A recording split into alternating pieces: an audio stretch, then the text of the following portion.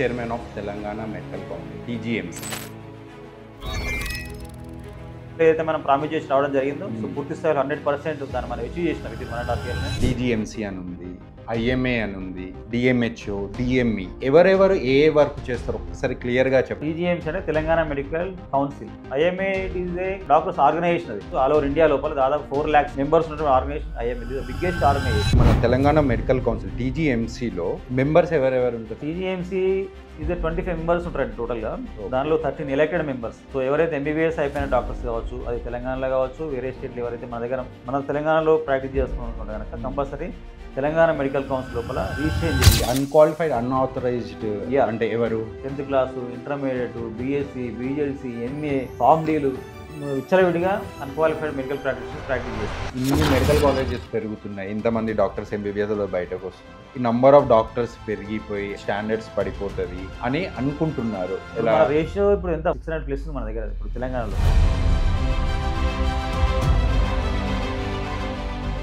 Medicos అంటే MBBS చదువుకున్న వాళ్ళు ఈ డ్రగ్స్ తీసుకోవడం మెడికల్ కాలేజెస్లో ఎక్కువైపోయినాయి. డ్రగ్స్ అనేది లెవెల్లో కూడా అది వెళ్ళిపోయింది. అది ఏంటంటే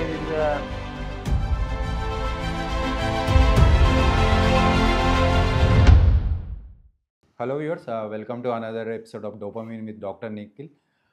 ఈ వీక్ మన guest doctor Srinivas ji is the vice chairman of Telangana medical council.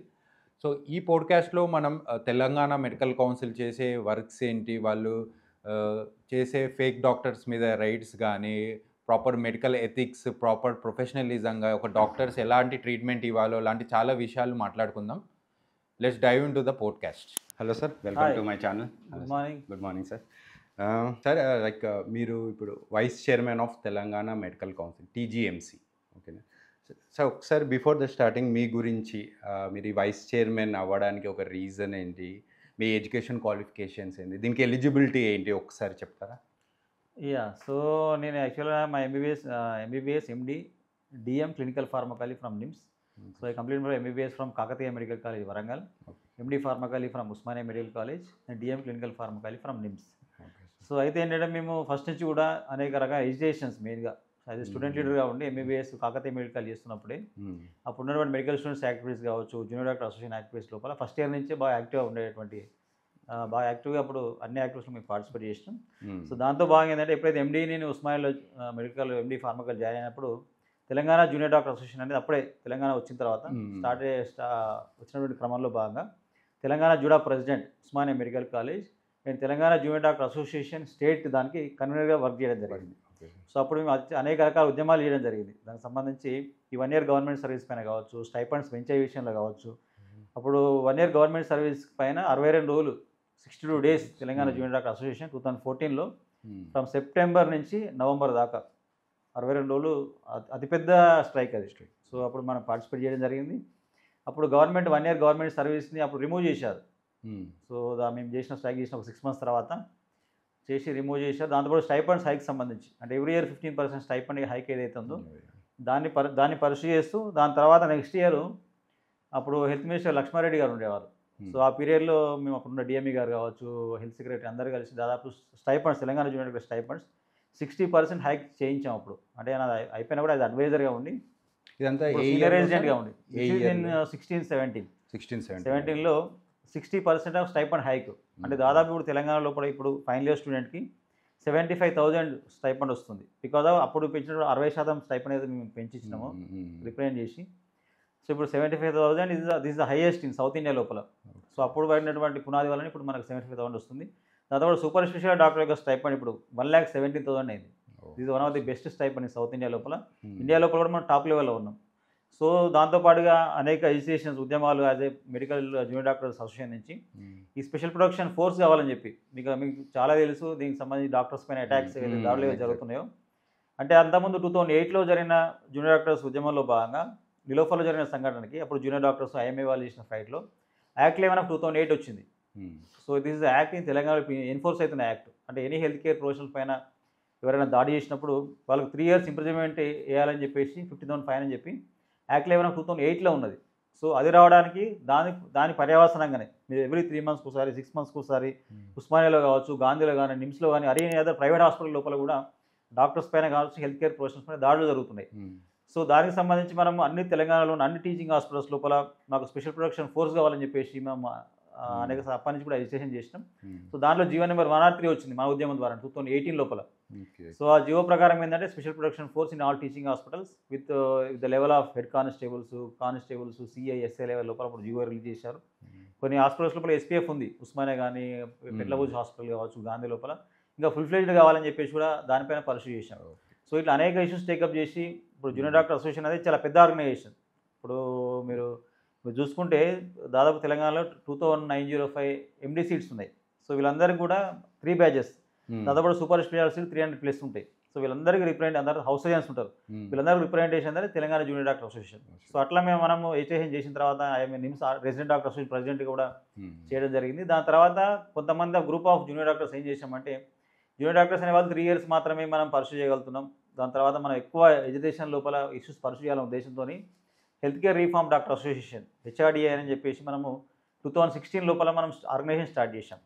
2016 April start చేసిన వెంటనే మనకి 1 by 1 అన్ని ఇష్యూస్ టేకప్ చేసాం. రిగార్డింగ్ ప్రైవేట్ మెడికల్ ఫీజులకు సంబంధించి కావచ్చు, అట్లా ఆల్ స్టూడెంట్స్ యాక్టివిటీస్ మనం పర్సూ చేసుకుని దాదాపు 40 పైగా బిల్స్ వేసి తెలంగాణ మెడికల్ రిక్రూట్మెంట్ బోర్డు ఏర్పాటు చేయాలని కానీ, రెగ్యులర్ రిక్రూట్మెంట్ చేయాలని చెప్పి కావచ్చు, అట్లా సో మెనీ థింగ్స్ ప్రైవేట్ కాలేజీల ఫీజులకు సంబంధించి కావచ్చు, రిక్రూట్మెంట్ సంబంధించి కానీ, డిఎంఈసీలో రిక్రూట్మెంట్ సంబంధించి కావచ్చు. అప్పుడు వైద్య మీద పరిషత్ కమిషనర్ మనకి ఐఏఎస్ ఆఫీసర్ ఉండేవాళ్ళు, మాణిక్రాజ్ అని చెప్పేసి. సో అది కాదు, మనము డెఫినెట్గా డాక్టరే మనకు వైద్య పరిషత్ కమిషనర్ ఉండాలి, ఉంటేనే డాక్టర్ యొక్క ఇష్యూస్ అని పర్సూ చేసుకొని మనకు మంచి రిజల్ట్స్ వచ్చే అవకాశం ఉంటుందని చెప్పేసి కోర్టులో పిల్లేస్తే డైరెక్ట్ ఆయన తీసేసి మన డిఎంఈ గారికి అప్పుడు ఆ పదవి ఇవ్వడం జరిగింది. సో ఇట్లా చాలా ఇష్యూస్ రిక్రూట్మెంట్ సంబంధించి కావచ్చు, తర్వాత ఇట్లా ఏ ఇష్యూ అయినా కూడా ఫస్ట్ హెచ్ఆర్డిఏ ప్రొయాక్టివ్ ఉంటుంది. ఉస్మానియా హాస్పిటల్ బిల్డింగ్ ఉంది మీకు, ఇప్పుడు ఉస్మానియా హాస్పిటల్ బిల్డింగ్ పైన కూడా పిల్ వేసింది హెచ్ఆర్డిఏ అని. సో అట్లా దాదాపు 40 పైగా పిల్స్ ఈ డాక్టర్స్ ఇష్యూస్ పైన మనం వేసినాం. 3 పిల్స్ సుప్రీంకోర్టు దాకా కూడా పోయినాం. 3 పిల్స్ ఏంది, ఇప్పుడు తెలంగాణ మెడికల్ ఎలక్షన్స్ జరగాలని చెప్పి కూడా హెచ్ఆర్డిఏని పరిశీలి సుప్రీంకోర్టు దాకా ఫైట్ చేసి ఎలక్షన్ తీసుకొచ్చినటువంటి organisation HRDA. So HRDA organisation ద్వారా గతాల జూనియర్ డాక్టర్లు పనిచేసిన వాళ్ళే హెచ్ఆర్డీ తరపున పోటీ చేశారు. చాలా యాక్టివ్గా ప్రొయాక్టివ్గా మనము క్యాంపెయినింగ్ కావచ్చు, అసలు what is the importance of Telangana medical council, మనం కౌన్సిల్ వచ్చిన తర్వాత ఏమేమి యాక్టివిటీ చేస్తామని చెప్పేసి ప్రామిస్ చేశాం. వితిన్ 1.5 yearలో ఏదైతే మనం ప్రామిస్ చేసి రావడం జరిగిందో, సో పూర్తి స్థాయిలో 100% మనం దాన్ని అచీవ్ చేసినాం వితిన్ 1.5 yearలోనే. సో తెలంగాణలో what is the role of టీజీఎంసీకి ఏం పవర్స్ ఉంటాయి, టీజీఎంసీ యాక్టివిటీస్ ఏమనేది కూడా ప్రజల లోపల కావచ్చు, డాక్టర్స్ లోపల కానీ ఒక కాన్ఫిడెన్స్ మనం తీసుకురాగలిగినాం. సో సార్, అదే మీరు ఎంబీబీఎస్లో కానీ మీ పీజీ టైంలో దట్ ఒక ఏమంటారు అజిటేషన్స్ చేసి ప్రోయాక్టివ్గా ఉండడం వల్లనే మీకు ఇంట్రెస్ట్తో ఇప్పుడు మీరు వైస్ చైర్మన్గా ఎలక్టెడ్. సార్ ఇప్పుడు అంటే నా క్వశ్చన్స్ ఈ పాడ్కాస్ట్లో ఎలా ఉండబోతున్నాయి అంటే, లైక్ ఒక కామన్ పర్సన్ అడిగే క్వశ్చన్స్ ఉండొచ్చు, ఒక ఎంబీబీఎస్ డాక్టర్ కోసం అండ్ కంప్లీట్ అయి ప్రాక్టీస్ చేస్తున్న ఒక ప్రాక్టీషనర్ తరపున, అంటే వీళ్ళందరి తరపున ఈరోజు నేను మిమ్మల్ని కొన్ని క్వశ్చన్స్ మనం డిస్కస్ చేసుకుందాం. డెఫినెట్గా సార్, ఒకటి లైక్ అందరికీ మా డాక్టర్స్కే కొన్ని ఉన్నాయి సార్. ఇప్పుడు టీజీఎంసీ అని ఉంది, ఐఎంఏ అని ఉంది, డిఎంహెచ్ఓ, డిఎంఈ సార్, అంటే ఇలా కొన్ని డిఫరెంట్ ఆర్గనైజేషన్ బాడీస్ ఉన్నాయి సార్. ఎవరెవరు ఏ వర్క్ చేస్తారు ఒక్కసారి క్లియర్గా చెప్తారా? సో తెలంగాణ టీజీఎంసీ అంటే Telangana medical council. So Telangana medical council అనేది AP medical practice registration act 1956 నుంచి మనం తెలంగాణ మెడికల్ కౌన్సిల్ అడాప్ట్ చేసుకున్నాం. ఇది మనం 3rd August 2015 లోపల తెలంగాణ మెడికల్ కౌన్సిల్ అనేది అడాప్టేషన్లో భాగంగా ఫామ్ అయింది. First interim council 6th January 2016 లోపల తెలంగాణ మెడికల్ కౌన్సిల్ అనేది టీఎస్ఎంసీ, అప్పుడు Telangana state medical council 2016 January 6th లోపల మనం ఫామ్ చేసుకున్నాం. సో తర్వాత మళ్ళీ కొత్త గవర్నమెంట్ వచ్చిన తర్వాత దాన్ని టీజీఎంసీగా తెలంగాణ మెడికల్ కౌన్సిల్గా ఫామ్ అయింది. So TGMC it is A autonomous regulatory cost judiciary body. So ఇది ఒక స్వతంత్ర సంస్థ. మన కోర్టుకి ఏదైతే పవర్స్ ఉంటాయో తెలంగాణ మెడికల్ కౌన్సిల్కి అన్ని పవర్స్ ఉంటాయి.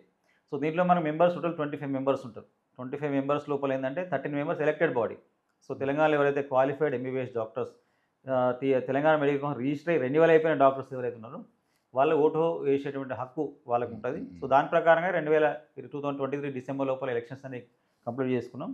సో మనం కొత్తగా బాడీ ఎలక్టెడ్ బాడీ ఏదైతే ఉందో అది January 8th 2024 నుంచి మనము ఫంక్షన్లోకి రావడం. అప్పుడు ఆ రోజు మేము ఓట్ తీసుకున్నాం. 8 January 2024 నుంచి మనం ఫంక్షన్ చేస్తున్నాం. సో తర్వాత టీజీఎంసీ ఫంక్షన్స్ సంబంధించి ఏంటంటే మెయిన్గా regulatory body. So regulating the doctors. So first registration of the doctors, regulating the medical practitioners, qualified MBBS doctor regulate చేయడంతో పాటుగా అనాథరైజ్ మెడికల్ ప్రాక్టీషనర్స్ కూడా రెగ్యులేట్ చేసేటువంటి యాక్ట్స్ మన దగ్గర ఉన్నాయి. దాంతోపాటుగా foreign medical graduates counselling, foreign medical గ్రాడ్యుయేట్స్కి for example మన దేశంలో కాకుండా వేరే దేశాలు ఎవరైతే ఎంబీబీఎస్ డాక్టర్స్ చదివి వస్తారో వాళ్ళు కంపల్సరీ మన దగ్గర 1 year ఇంటర్న్షిప్ చేయాలి. ఓకే. సో వాళ్ళు ఫస్ట్ ఎఫ్ఎంజీ ఎగ్జామ్ క్లియర్ చేసుకోవాలి. క్లియర్ చేసుకున్న వాళ్ళకి పోస్టింగ్స్ ఇవ్వడం, this is also one of the function. తర్వాత ethics and malpractice committee. So ఇదేం చేస్తుందంటే రెగ్యులేటింగ్ ద డాక్టర్స్ అనమాట. డాక్టర్స్ ఎవరైనా మెడికల్ నెగ్లిజెన్స్ చేసినా, ప్రాపర్ వాళ్ళు మెడికల్ మేనేజ్మెంట్ చేయకపోయినా, ట్రీట్మెంట్ కరెక్ట్ చేయకపోయినా, ఎవరైనా పేషెంట్స్ అంటే మనకు కంప్లైంట్ చేయొచ్చు. సో వాళ్ళపైన యాక్షన్ తీసుకునే అథారిటీ మెడికల్ కౌన్సిల్కి ఉంటాయి. అదంటే రిజిస్ట్రేషన్ కంపల్సరీ. ఎవరైతే ఎంబీబీఎస్ అయిపోయిన వాళ్ళు కంపల్సరీగా మన దగ్గర రిజిస్ట్రేషన్ చేసుకుంటేనే this is the licensing authority. మన దగ్గర రిజిస్ట్రేషన్ అయిన డాక్టర్స్ మాత్రమే బయట మోడర్న్ మెడిసిన్ ప్రాక్టీస్ చేయాలని రూల్ ఉంది కాబట్టి సో రిజిస్ట్రేషన్ అనేవి కంపల్సరీ మెడికల్ కౌన్సిల్ చేయాలి. And maintaining the medical registry. దాదాపు ఇప్పటికీ 74,000 doctors are registered in Telangana medical council. So బ్రాడ్గా ఈ ఫంక్షన్స్ అనేవి తెలంగాణ మెడికల్ కౌన్సిలింగ్. సో తర్వాత మీరు అడిగినటువంటి కొన్ని ఐఎంఏ ఏదైతే ఉందో, IMA it is a separate doctors organisation. అది దాదాపు ఇది ఈజ్ మీకు ఆల్ ఓవర్ తెలంగాణ కావచ్చు, ఆల్ ఓవర్ ఇండియా లోపల దాదాపు 4 lakhs పైన మెంబర్స్ ఉన్నటువంటి organisation IMA. This biggest organisation. So దీనికి దాదాపు 34 స్టేట్స్ ఏవైతే ఇంక్లూడింగ్ యునైటెడ్ టెరిటరీస్ 34 బ్రాంచెస్ ఉన్నాయి. అండ్ దాదాపు మీకు మోర్ దాన్ 1,500 లోకల్ బ్రాంచెస్ ఉన్నాయి. అంటే అన్ని స్టేట్స్ కలుపుకొని. ఇప్పుడు మీరు తెలంగాణలో చూసుకుంటే తెలంగాణలో ఉన్న అన్ని జిల్లాల లోపల ఐఎంఏ బాడీస్ ఉన్నాయి. హైదరాబాద్ లోపల మీకు హైదరాబాద్ సిటీ బ్రాంచ్ ఉన్నది, ఈస్ట్ ఎయిర్పోర్ట్ బ్రాంచ్ అనేది ఉన్నది, తర్వాత కుకట్ ఆల్ బ్రాంచెస్ ఐఎంఏ బ్రాంచెస్ ఉన్నాయి. సో వీళ్ళు ఏం చేయాలి, ప్రైమరీ మెంబర్స్ వాళ్ళు ప్రొటెక్ట్ చేయాలి. The interest of the members వాళ్ళు ప్రొటెక్ట్ చేయాల్సిన అవసరం ఉంటుంది. తర్వాత దానిలో కొన్ని మీకు పాలసీస్ కొన్ని ఉన్నాయి, కొన్ని ఇన్సూరెన్స్ స్కీమ్స్ ఉన్నాయి. సో తర్వాత పీపీడబ్ల్యూ అని చెప్పేసి కొన్ని స్కీమ్స్ ఉన్నాయి. అట్లా దాంతో ప్రైమరీ మన మెంబర్స్కి మన కష్టం వస్తే చూసుకునే ఆర్గనైజేషన్. ఇప్పుడు హెచ్ఆర్డీఏ ఉంది. హెచ్ఆర్డీఏ ఏం చేసి health care reform doctor association ఆ మెంబర్స్ కోసం చాలా ఫైట్ చేసింది. దాదాపు 40 పైగా పిల్స్ చేసింది. సో అవన్నీ ఆర్గనైజేషన్స్. సో దిస్ ఇస్ మనకు దీనికి there is no relation. This is regulatory body కదా. ఐఎంఏ కానీ హెచ్ఆర్డీఏ కావచ్చు, జూనియర్ డాక్టర్ అసోసియేషన్ కానీ ఇవన్నీ కూడా ఆర్గనైజేషన్స్. అది వాళ్ళ ప్రైమరీ మెంబర్స్ యొక్క ఇంట్రెస్ట్ని కాపాడేటువంటివి, వాళ్ళకి ఏమైనా కష్టం వచ్చినా ఆదుకునేవి అవి ఆర్గనైజేషన్స్. తర్వాత మీరు అడిగిన డిఎంఈ కావచ్చు, డిఎంఈ కానీ DME the director of medical education, DH is the director of health, and VVP వైద్య విధాన పరిషత్ అనేది ఈ 3 విభాగాలనే ఉంటాయి మనకు హెల్త్ డిపార్ట్మెంట్ లోపల. డిహెచ్ డైరెక్టర్ ఆఫ్ హెల్త్ ఏంటంటే is from primary health centres, community health centres, sub centres. Primary health care మొత్తం చూసుకునేటువంటిది వాళ్ళ యొక్క మెయిన్ అధిపతి ఎవరంటే director of health. Director of health నుంచే మానిటరింగ్ ఉంటుంది మొత్తం. దాని తర్వాత DME is the medical colleges. ఇప్పుడు తెలంగాణ లోపల 65 మెడికల్ కాలేజ్ ఉన్నాయి. సో 65 మెడికల్ కాలేజ్ రెగ్యులేట్ చేసేది, ఆ డాక్టర్స్ రిక్రూట్మెంట్ చేసేది, వాళ్ళకి పోస్టింగ్స్ ఇచ్చేది, మానిటర్ చేసేది, ఫెసిలిటీస్ కల్పించేది అంతా కూడా డైరెక్టర్ ఆఫ్ మెడికల్ ఎడ్యుకేషన్. తర్వాత వైద్య విధాన పరిషత్, వివిపి సైడ్ అంటే ఏరియా హాస్పిటల్స్, ఇవన్నీ కూడా డిస్ట్రిక్ట్ హాస్పిటల్స్, ఇవన్నీ కూడా వైద్య విధాన పరిషత్ కిందకి వస్తాయి.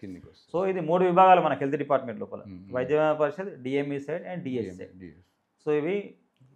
So IMA is separate doctors organisation, HRDA medical junior doctor association, కొన్ని మళ్ళీ government doctor association, TGDA government doctor association ఒకటి ఉన్నాయి, పబ్లిక్ హెల్త్ డాక్టర్స్ అసోసియేషన్ ఉన్నాయి. సో ఇది ఏంటంటే main any doctor association is the to protect the primary members యొక్క హక్కులని వాళ్ళు కాపాడుకోవాల్సిన అవసరం ఉంటుంది. వాళ్ళ మెంబర్స్కి ఏమైనా ఇబ్బందులు ఉన్నా అవన్నీ పరిష్కరించి ఆర్గనైజేషన్స్ వాళ్ళతో రిప్రజెంట్ చేసేటి. ఇప్పుడు వాళ్ళకి ఏమైనా గవర్నమెంట్తో ఇష్యూ ఉన్నది, తెలంగాణ గవర్నమెంట్ డాక్టర్ ఇష్యూస్ అన్ని పరిశీలి చేసుకొని గవర్నమెంట్ రిప్రజెంట్ చేస్తే వాళ్ళ ఇష్యూస్ సాల్వ్ చేసుకోవాలి. సో అట్లా సార్ ఇప్పుడు మన తెలంగాణ మెడికల్ కౌన్సిల్ టీజీఎంసీలో మెంబర్స్ ఎవరెవరు ఉంటారు సార్, ఎంతమంది ఉంటారు? టీజీఎంసీ ఇది 25 మెంబర్స్ ఉంటారండి టోటల్గా. దానిలో 13 ఎలక్టెడ్ మెంబర్స్. సో మన ఏది ఎలక్షన్ జరిగినాయో 11 మందికి మనము యాక్ట్లో ఉంది మనకు, as per Telangana medical practice act ప్రకారంగా 13 ఎలక్టెడ్ మెంబర్స్, 8 నామినేటెడ్ మెంబర్స్. ఆ 8 లోపల ఏంటంటే 6 from the government. So government నుంచి మనం 6 నామినేట్ చేసుకోవచ్చు. And 2 from the university. ఇప్పుడు కాళీనారాయణ హెల్త్ యూనివర్సిటీ 2 నామినేట్ చేస్తుంది. So 2 + 6 8. And 4 ex officio members. Ex officio members ఎవరంటే director of medical education, director of health, and Vaidya Vidhana Parishad commissioner, and vice chancellor of KNR-UHS. So వీళ్ళు 4 ex officio, 8 from the government, 13 are the elected members. So వీళ్ళు this is the composition of the council. అంటే ఎలా ఉంటారు సార్, like chairman, vice? So ఈ 25 members ఏదైతే composition అయితే ఉందో దీని నుంచి మనము చైర్మన్, వైస్ చైర్మన్, తర్వాత మీద మనకు ఒక 8 కమిటీస్ ఉంటాయి. సో ఆ 8 కమిటీస్ మెంబర్స్ కూడా మనం ఈ యొక్క మెంబర్స్ నుంచి మనం ఎలక్ట్ చేసుకోవడం జరుగుతుంది. తర్వాత కొంత కోఆప్ మెంబర్స్ ఉంటారు. సో మన కమిటీస్ లోపల ఇంకా 2 to 3 కోఆప్ మెంబర్స్ మనం ఇంక్లూడ్ చేసుకునే అవకాశం ఉంటుంది. సో దానిలో బాగా గతంలో ఎవరైతే యాక్టివ్ మెంబర్స్ ఉన్నారో వాళ్ళని కోఆప్ మెంబర్స్ తీసుకొని కౌన్సిల్ అనేది ఫంక్షన్ చేస్తుంది. సార్ ఇందాక మీరు టీజీఎంసీ మెయిన్ మీరు చేసే మెయిన్ ఫంక్షన్ ఏంటి అంటే ఒక మెడికల్ ఎథిక్స్ని సో ప్రొటెక్ట్ ఫస్ట్ మనం చేయడము registration of the doctors. Doctors. Medical registry మనం మెయింటైన్ చేయాలి. సో ఎవరైతే ఎంబీబీఎస్ అయిపోయిన డాక్టర్స్ కావచ్చు, అది తెలంగాణలో కావచ్చు, వేరే స్టేట్లో ఎవరైతే మన తెలంగాణలో ప్రాక్టీస్ చేసుకున్నట్టు కనుక కంపల్సరీ తెలంగాణ మెడికల్ కౌన్సిల్ లోపల రిజిస్ట్రేషన్ చేసుకోవాలి. So licensing authority sir registration చేయకుండా ఒకవేళ ప్రాక్టీస్ చేయకూడదు, చేస్తే సార్ డెఫినెట్గా వాళ్ళపైన యాక్షన్ తీసుకుంటారు. యాక్షన్ 100% ఫస్ట్ వాళ్ళు నోటీస్ పంపిస్తాం. విత్ ఇన్ షార్ట్ పీరియడ్ వాళ్ళు రిజిస్ట్రేషన్ చేసుకోవాలి. చేసుకోకపోతే డెఫినెట్గా వాళ్ళపైన యాక్షన్ తీసుకుంటారు. సార్ ఇందాక అబౌట్ పబ్లిక్ హెల్త్ కూడా మీరు ప్రొటెక్ట్ చేస్తూ ఉంటారు. అది ఎలా సార్ మీ వరకు ఎలా రావాలి అంటారు? పబ్లిక్ హెల్త్ అదేనండి. ఇప్పుడు ఏంటంటే క్వాలిఫైడ్ మెడికల్ ప్రాక్టీషనర్ మనకు యాక్ట్ ఏదైతే కోడ్ ఆఫ్ మెడికల్ ఏదైనా కూడా code of medical ethics Indian medical council regulations 2002 ఉంటుంది. So every doctor should follow the code of medical ethics 2002 IMC guidelines. So IMC guidelines కూడా ఏం చెప్తుందంటే రూల్ ప్రకారంగా the doctor should registered in Telangana medical council and national medical council register అయిన doctor మాత్రమే modern medicine practice చేయాలి అనేది మనకు ఐఎంసీలో clear కట్గా ఉంటుంది. సో వాళ్ళు మాత్రమే మోడర్న్ మెడిసిన్ ప్రాక్టీస్ చేయాలి. So that is the qualified medical practitioner. So ఎందుకంటే ఈజ్ ఎంబీబీఎస్ చేసినటువంటి వ్యక్తి, ఎంబీబీఎస్ మన దగ్గర కావచ్చు, వేరే స్టేట్లో ఎక్కడ చేసినా కూడా so is follow all the NMC syllabus ప్రకారం కావచ్చు, ఎన్ఎంసీ రూల్స్ ప్రకారంగా ఫస్ట్ నువ్వు ఎనాటమీ నుంచి మొదలుపెట్టుకుంటే అన్ని సబ్జెక్టులన్నీ పాస్ అయిపోయి ఎంబీబీఎస్ చదువుకొని ఇంటర్న్షిప్ అయిపోయి రిజిస్టర్ అయిన డాక్టర్ మాత్రమే ఇది eligible to modern medicine practice చేయాలని రూల్ ఉంది కాబట్టి దాని ప్రకారంగా ఇక్కడ రిజిస్టర్ అయిన doctor is eligible to modern medicine practice. తర్వాత మీకు ఆల్ స్పెషాలిటీస్ ఏదైతే 20+ మనకు బ్రాడ్ స్పెషాలిటీస్ ఉన్నాయో అందరూ ఎండీ జనరల్ మెడిసిన్ మొదలుపెట్టుకుంటే పీడియాట్రిక్స్ కానీ, ఓబీజీ కానీ all specialities from pre parent clinical branches అన్నీ కూడా బయట ప్రాక్టీస్ చేస్తున్నటువంటి వాళ్ళు కావచ్చు, అండ్ మెడికల్ కాలేజ్లో పనిచేస్తున్న వాళ్ళు కానీ, గవర్నమెంట్ సెక్టార్లో పనిచేస్తున్న వాళ్ళు కానీ every doctor should register in medical council and every 5 years they should renewal their registrations. So అట్లా ఎవ్రీ 5 years ఒకసారి రిజిస్ట్రేషన్స్ రెన్యువల్ చేసుకున్న డాక్టర్స్ మాత్రమే వాళ్ళు ప్రాక్టీస్ చేయడానికి అర్హులు అండ్ మెడికల్ కాలేజ్లో పనిచేయడానికి కూడా అర్హులు. ఎన్ఎంసీ కూడా మీకు ఇన్స్పెక్షన్స్ అయితే మెడికల్ కాలేజ్ లోపల ఎన్ఎంసీ ఇన్స్పెక్షన్లో కూడా వాళ్ళు మెడికల్ కౌన్సిల్ మీకు రెన్యువల్ ఉందా 5 years తర్వాత మీరు రీసెంట్ రెన్యువల్ సర్టిఫికేట్ అడుగుతారు. మీరు ఎప్పుడో 5 years 10 years అడిగితే వాడు రిజెక్ట్ చేస్తారు ఎన్ఎంసీ ఇన్స్పెక్షన్లో. అది ఒక మార్క్ లాగా ఉంటుంది. సో ఏంటంటే renewal is for compulsory in every aspect. నువ్వు కాలేజీలో మెడికల్ కాలేజీలో కావచ్చు, బయట నువ్వు ప్రాక్టీస్ చేయడానికి అండ్ గవర్నమెంట్లో పనిచేయడానికి. సార్ మీతో అంటే పోడ్కాస్ట్ అనగానే నాకు చాలామంది కొన్ని క్వశ్చన్స్ పంపించారు. సీనియర్స్ డాక్టర్స్ కానీ ఎంబీబీఎస్ చదువుతున్న వాళ్ళు ఇవి అడగండి, కొన్ని డౌట్స్ ఉన్నాయి సార్. కొంతమంది ఒక సీనియర్ డాక్టర్ తరఫున ఒక సూపర్ స్పెషాలిటీ డాక్టర్ది ఒక క్వశ్చన్ సార్ డౌట్ లైక్ అంటే ఇప్పుడు మనం ఈ స్టేట్లో ప్రాక్టీస్ చేస్తున్నాం, తెలంగాణలో రిజిస్టర్ అయ్యి ఉన్నాము, వాళ్ళు వేరే స్టేట్కి వెళ్ళి ప్రాక్టీస్ చేస్తున్నారు అనుకోండి ఒక 2 days వీక్లీ మంత్లీ 2 daysలో. అలాంటప్పుడు వాళ్ళు ఆ స్టేట్లో కూడా రిజిస్టర్ అవ్వాలా లేకపోతే జనరల్గా ఏంటంటే ఇప్పుడు మనం తెలంగాణలో ప్రాక్టీస్ చేసి డాక్టర్స్ ఎవరైతే ఉన్నారో వాళ్ళు మన దగ్గర రిజిస్ట్రేషన్ చేసుకోవాలి. చేసుకున్న వాళ్ళు మన దగ్గర స్టేట్కి ఎలిజిబుల్ అవుతారు కదా. సో మన దగ్గర వేరే స్టేట్లో రిజిస్టర్ చేసి అక్కడ ప్రాక్టీస్ చేయాలంటే కనుక మన దగ్గర ఎన్ఓసి తీసుకుని అక్కడ రిజిస్టర్ అయ్యి ఇక్కడ ప్రాక్టీస్ చేయొద్దు. ఇక్కడ ఎన్ఓసి తీసుకుని పోయి అక్కడ రిజిస్టర్ ఫర్ ఎగ్జాంపుల్ మన తెలంగాణ వాళ్ళు ఉన్నారు, ఏపీలో ప్రాక్టీస్ చేయాలంటే మన దగ్గర ఎన్ఓసి తీసుకొని ఏపీ కౌన్సిల్కి వెళ్ళి అక్కడ రిజిస్టర్ అయిన వాళ్ళు మాత్రం అక్కడ ప్రాక్టీస్ చేయాలి. ఫర్ ఎగ్జాంపుల్ మీరు ఏదైతే అంటారు ఇక్కడ 5 రోజులు ఉంటాను నేను, వేరే స్టేట్ 2 days ఉంటాను, వాళ్ళు ఏం చేస్తారంటే వాళ్ళు ఎక్కడైతే 2 days ఎక్కడైతే హాస్పిటల్లో పనిచేస్తుండో ఆ హాస్పిటల్ నుంచి అక్కడ ఏపీ మెడికల్ కౌన్సిల్కి వాళ్ళు టెంపరీగా 3 months పర్మిషన్ తెచ్చుకోవాలి. టెంపరీ రిజిస్ట్రేషన్ చేసుకోవాలి. ఎవ్రీ 3 months ఒకసారి రెన్యువల్ చేసుకోవాలి అది మరి తప్పకుండా. సో అప్పుడు they are eligible to do modern medicine practice.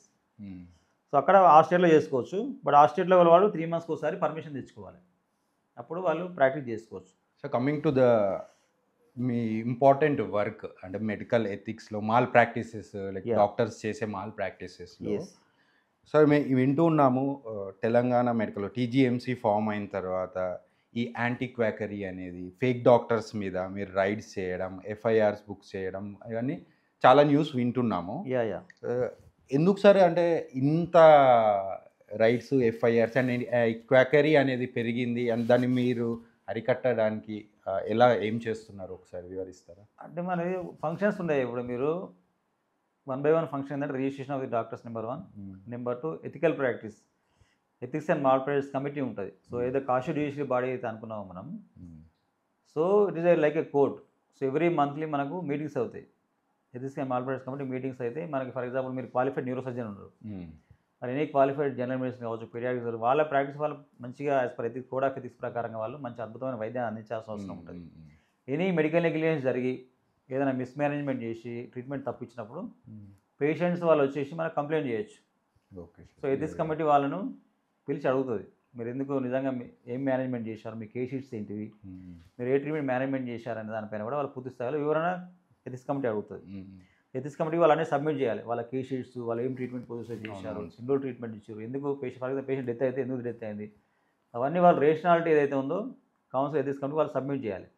Submit అయిన తర్వాత ఇట్ ఇస్ లైక్ కోర్ట్ లాగానే ఉంటుంది మీకు పూర్తి స్థాయిలో. ఎథిక్స్ కమిటీ చైర్మన్ ఉంటారు, ఎథిక్స్ కమిటీ మెంబర్స్ ఉంటారు. సో పేషెంట్స్ తరఫున అడ్వకేట్ వస్తాడు, మన డాక్టర్స్ ఎవరైతే ట్రీట్మెంట్ ఇచ్చిన తరఫున డాక్టర్ అడ్వకేట్ వస్తారు, ఆర్గ్యుమెంట్స్ చేస్తారు, ఏమైనా ఉంటే రీజాయిన్ సబ్మిట్ చేయమని చెప్తాం. సో ఇది is a court meeting. So every month 15 days ఒకసారి 1 month ఒకసారి based on the medical negligence సంబంధించిన కేసులు ఏవైతే ఉంటాయో వాటిని కేసులను బట్టి మనం మీటింగ్స్ అనేవి every month or monthly twice judgements అని మీటింగ్స్ అనేవి జరుగుతాయి.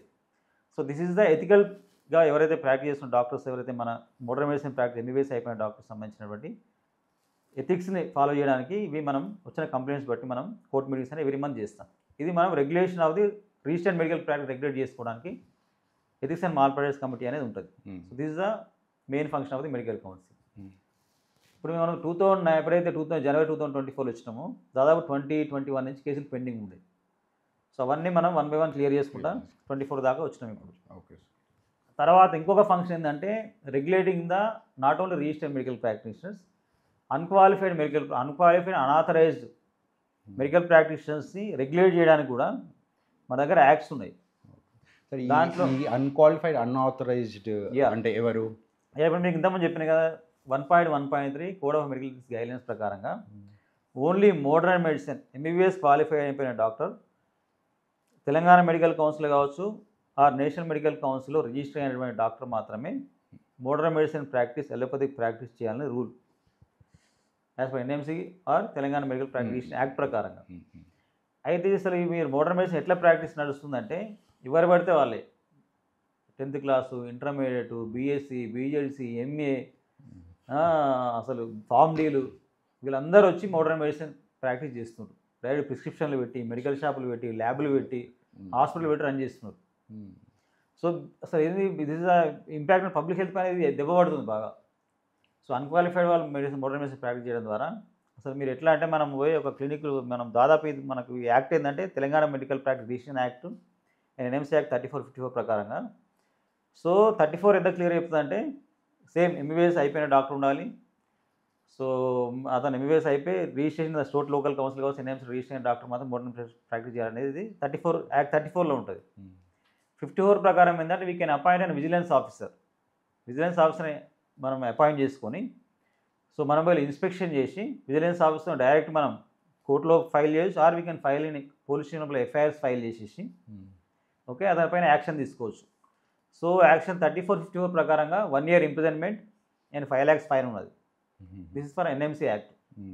So Telangana medical practitioner act ప్రకారం ఏముందంటే we can form anti quackery and legal committees form చేసుకొని సో మన ఏదైతే ఎలక్టెడ్ మెంబర్స్, నామినేటెడ్ మెంబర్స్, కోఆర్ట్ మెంబర్స్ మనం ఏం చేయాలంటే కమిటీస్ ఫామ్ చేసాం మేము. ఫామ్ చేసేసి అన్ని జిల్లాలు దాదాపు 10 ఉమ్మడి జిల్లాలు ఉన్నాయి మనకు.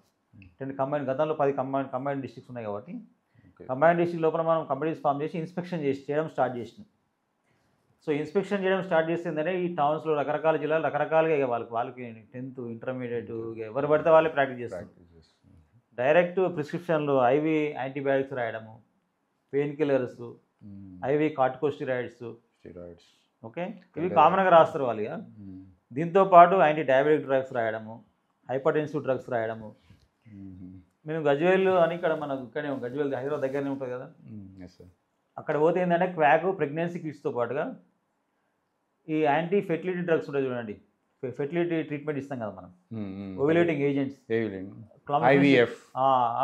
ఓవ్యులేటింగ్ ఏజెంట్స్ డ్రగ్స్ ఇస్తారు మనం, అంటే అండం ఓవ్యులేటింగ్ ఏజెంట్స్ క్లామిఫెసిట్రేట్ లాంటి డ్రగ్స్ వాళ్ళు డైరెక్ట్ గజ్వేల్ ఇస్తున్నారు.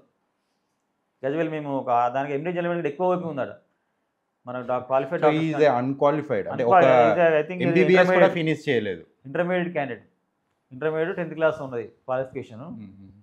ఆయన డైరెక్ట్ ఐవీ యాంటీబయాటిక్స్ మోనోసిఫ్రిన్ నుంచి మొదలు పెట్టుకుంటే ఇక అన్నీ ఉన్నాయి మొత్తం, మెరోపినాములు, iron of antibiotics, sulbactam, tazobactam combination of drugs, corticosteroid, dexamethasone injections, ఆమ్నోకార్డిల్ ట్యాబ్లెట్స్ రాయడము, ఓకే తర్వాత క్లామిఫెసిట్రేట్ లాంటి ట్యాబ్లెట్స్, ప్రెగ్నెన్సీ కిట్స్, దానికి ల్యాబ్, ఫార్మసీ. సో ఇట్లా విచ్చలవిడిగా అన్క్వాలిఫైడ్ మెడికల్ ప్రాక్టీషనర్స్ ప్రాక్టీస్ చేస్తారు. తర్వాత మనం ఇక్కడ ఒకటి షాబాద్ అనే మండలం ఒకటి ఉంటుంది, మనకు షాద్నగర్ దాటిన తర్వాత ఉంటుంది. అక్కడ ప్రజలే మాకు ఎట్లా అంటే పబ్లికే ఫోన్ చేసి చెప్తారు, మా దగ్గరికి రండి ఇన్స్పెక్షన్ రండి, మా దగ్గర ఇన్స్పెక్షన్ రండి చెప్పేసి. పబ్లిక్ మనం ఏంటంటే యాంటీ క్వాకర్ మెయిల్ ఒకటి పెట్టినాం, Telangana medical council anti Quaker active mail ఒకటి, తర్వాత ఫోన్ నెంబర్. డైరెక్ట్ వాళ్ళు వాట్సాప్ అన్క్వాలిఫైడ్ ప్రాక్టీస్ అయితే మోటార్ మెడిసిన్ ప్రాక్టీస్ చేస్తుండో వాళ్ళ క్లినిక్ ఫొటోస్, ప్రిస్క్రిప్షన్ ఫొటోస్ మనం పంపిస్తే మన కమిటీ మెంబర్స్ వెళ్ళి అక్కడ డైరెక్ట్ ఇన్స్పెక్షన్ చేస్తారు. సో మీరు ఇప్పుడు ఇచ్చిన ఫోన్ నంబర్ మెయిల్కి ఎవరైనా mail కంప్లైంట్ చేయొచ్చు, కామన్ పర్సన్, నాన్ డాక్టర్స్ ఎవరైనా, కామన్ పబ్లిక్ కూడా చేయొచ్చు. వాళ్ళ లోకల్ ఎవరైతే మోటార్ మెడిసిన్ లేకపోతే ప్రాక్టీస్ చేస్తారో వాళ్ళ మెయిల్కి వస్తే బేస్డ్ ఆన్ ద మెయిల్స్ బట్టి మనం లోకల్ ఫర్ నల్గొండ మనకైతే అన్ని కమిటీస్ అన్ని జిల్లాలకు ఫామ్ చేసాం మనం. నల్గొండ కమిటీ నల్గొండ పోతుంది, ఖమ్మం వాళ్ళు ఖమ్మం పోతారు, వరంగల్ వాళ్ళు వరంగల్ పోతారు, కరీంనగర్ పోతారు. సో మేము ఏంగా హైదరాబాద్లో ఈ చుట్టుపక్కల ఉన్నాం కాబట్టి ఇక్కడ ఇన్స్పెక్షన్ చేస్తున్నాం. సో ఇట్లా ఏంటంటే వాళ్ళు ఇక higher end of antibiotics, painkillers, steroids. Mancherial పోతే డైరెక్ట్ ప్రెగ్నెన్సీ కిట్స్ వాళ్ళ దగ్గర అవైలబుల్ ఉన్నాయి, నల్గొండ పోతే ప్రెగ్నెన్సీ కిట్స్ ఉన్నాయి. అట్లా అంటే ఒక్కొక్క జిల్లాలో ఒక రకమైనటువంటి ట్రీట్మెంట్ చేస్తున్నారు వాళ్ళు. తర్వాత ఇంకేంటంటే ఇది ఏంటంటే మెయిన్గా పబ్లిక్ హెల్త్ ఇంపాక్ట్ అవుతుంది. ఇప్పుడు మనం ఏంది మెయిన్గా మీకు తెలుసు యాంటీబయాటిక్స్ అంతా సెన్సిటివ్గా వాడుకోవాలనేది, రెసిస్టెన్స్. ఇప్పుడు మనం ఒక మెయిన్గా ఏంటంటే అందరం ఏఎంఎస్పీ గైడ్లైన్స్ ఫాలో చేయాలి, యాంటీ మైక్రో స్టివార్డ్షిప్ ప్రోగ్రామ్. ఇప్పుడు మీరు ఉస్మానియా కానీ నిమ్స్ వారు వస్తే మనం ఏం చేస్తాం, ఫస్ట్ విదిన్ 24 to 48 hours ఎమర్జెన్సీకి వచ్చిన పేషెంట్కి ఫస్ట్ మనం కల్చర్ పంపిస్తాం. పంపించేసి మనం first narrow spectrum of antibiotic start చేస్తాం, చిన్నది యాంటీబయాటిక్ మనం ఫస్ట్ స్టార్ట్ చేస్తాం. So based on the culture report we need to exclude the antibiotic higher end of antibiotic or deescalate the antibiotic based on the culture report. కానీ వాళ్ళు ఏం చేయకుండా direct మెరుపునాకి వెళ్ళిపోతాడు, are Monocef ఇచ్చేస్తారు. ఇప్పుడు జ్వరం వచ్చిందాక direct Monocef, IV fluids, paracetamol injections, దాంతోపాటు ఒక స్టిరాయిడ్స్. సో ఇట్లా ఏఎంఆర్ మెయిన్గా ఇప్పుడు హైదరాబాద్కి వస్తే మీకు చాలా నిమ్స్ కానీ మన ఉస్మానియాకి వస్తే పేషెంట్ అన్ని యాంటీబయాటిక్స్ రెసిస్టెన్స్ వచ్చేసినాయి. అంటే ఏ యాంటీబయాటిక్ కూడా మనకు పనిచేయదు మనం ఇస్తే. సో మెయిన్గా ఏంటంటే ఏఎంఆర్ యాంటీ మైక్రో రెసిస్టెన్స్ అనేది మెయిన్ గ్లోబల్ థ్రెట్. సో మన కోవిడ్-19 పాండమిక్ ఎంతమంది చనిపోయిందా, కొన్ని ల్యాక్స్ మోర్ దాన్ 10-70 lakhs వరకు చనిపోయారు కదా. సో దానికంటే ఎక్కువ పెద్ద పాండమిక్ ఏంటంటే ఏఎంఆర్ యాంటీబయాటిక్స్. ఇన్ఫెక్షన్ వస్తే కానీ యాంటీబయాటిక్స్ పనిచేయని స్థితికి మనం పోతున్నాం. అదే చాలా ప్రిజర్వ్గా మనం మీకు WHO క్లాసిఫికేషన్ ఉంటుంది, ఒక రిజర్వ్ టైప్ ఆఫ్ యాంటీబయాటిక్స్ అని, సెన్సిటివ్ అవేర్ క్లాసిఫికేషన్ ఉంటుంది, access, watch, reserve group of antibiotics ఉంటాయి. సో రిజర్వ్ అంటే ఏంటంటే మనం చాలా ఏదో పెద్ద ఇన్ఫెక్షన్ వచ్చేసి ఇవి పనిచేయకపోతే రిజర్వ్కి వెళ్ళిపోతాం. ఇప్పుడు vaccine direct reserve type of antibiotics వాళ్ళు ఇస్తున్నారు. సో ఏంటంటే మనం యాంటీబయాటిక్ ప్రిజర్వ్ చేసుకోవాలి. సో అదొక మెయిన్ థింగ్ ఒకటి. తర్వాత స్టీరాయిడ్స్ అయితే విచ్చలవిడిగా వాడతారు వాళ్ళు. అసలు మేము నల్గొండ ఒకసారి ఇన్స్పెక్షన్ పోయినప్పుడు లాస్ట్ 1 year బ్యాక్ అక్కడ ఇన్స్పెక్షన్ మీద ఇక్కడ వాళ్ళు డైరెక్ట్ ఏం చేస్తారంటే పేషెంట్ పెయిన్ వచ్చిన జ్వరం వస్తే వాళ్ళు diclofenac sodium 2 ml and dexamethasone 2 ml 2 injections 5 ml combination చేసి 2 ఒకటేసారి ఇచ్చేస్తారు. 2 కంబైన్ చేసి ఇక్కడ అసలు ఇదేంది ఎంత ఇర్రేషనల్ టైప్ ఆఫ్ ఫీవర్కి స్టీరాయిడ్ ప్లస్ డైక్లోఫినాక్ 2 కాంబినేషన్లో కూడా కొట్టేస్తారు. సో ప్రతి మన దగ్గర జెంటామైజ్ ఇంజెక్షన్స్ ఉంటాయి, వయసులో టాబ్లెట్స్ ఉంటాయి, తర్వాత డెక్సామెథాసోన్ వైల్స్ ఉంటాయి, హైడ్రోకార్జిన్ వైల్స్ ఉంటాయి, మళ్ళీ 30 ml బాటిల్స్ ఉంటాయి, 30 ml వైల్స్ ఉంటాయి వాళ్ళ దగ్గర. సో మెయిన్గా ఏంటంటే అసలు వాళ్ళకి సప్లై చేసిన ఫార్మా కంపెనీస్ పైన కూడా మనం యాక్షన్ తీసుకోవాల్సిన అవసరం ఉంటుంది. So to regulating the motor medicine practice.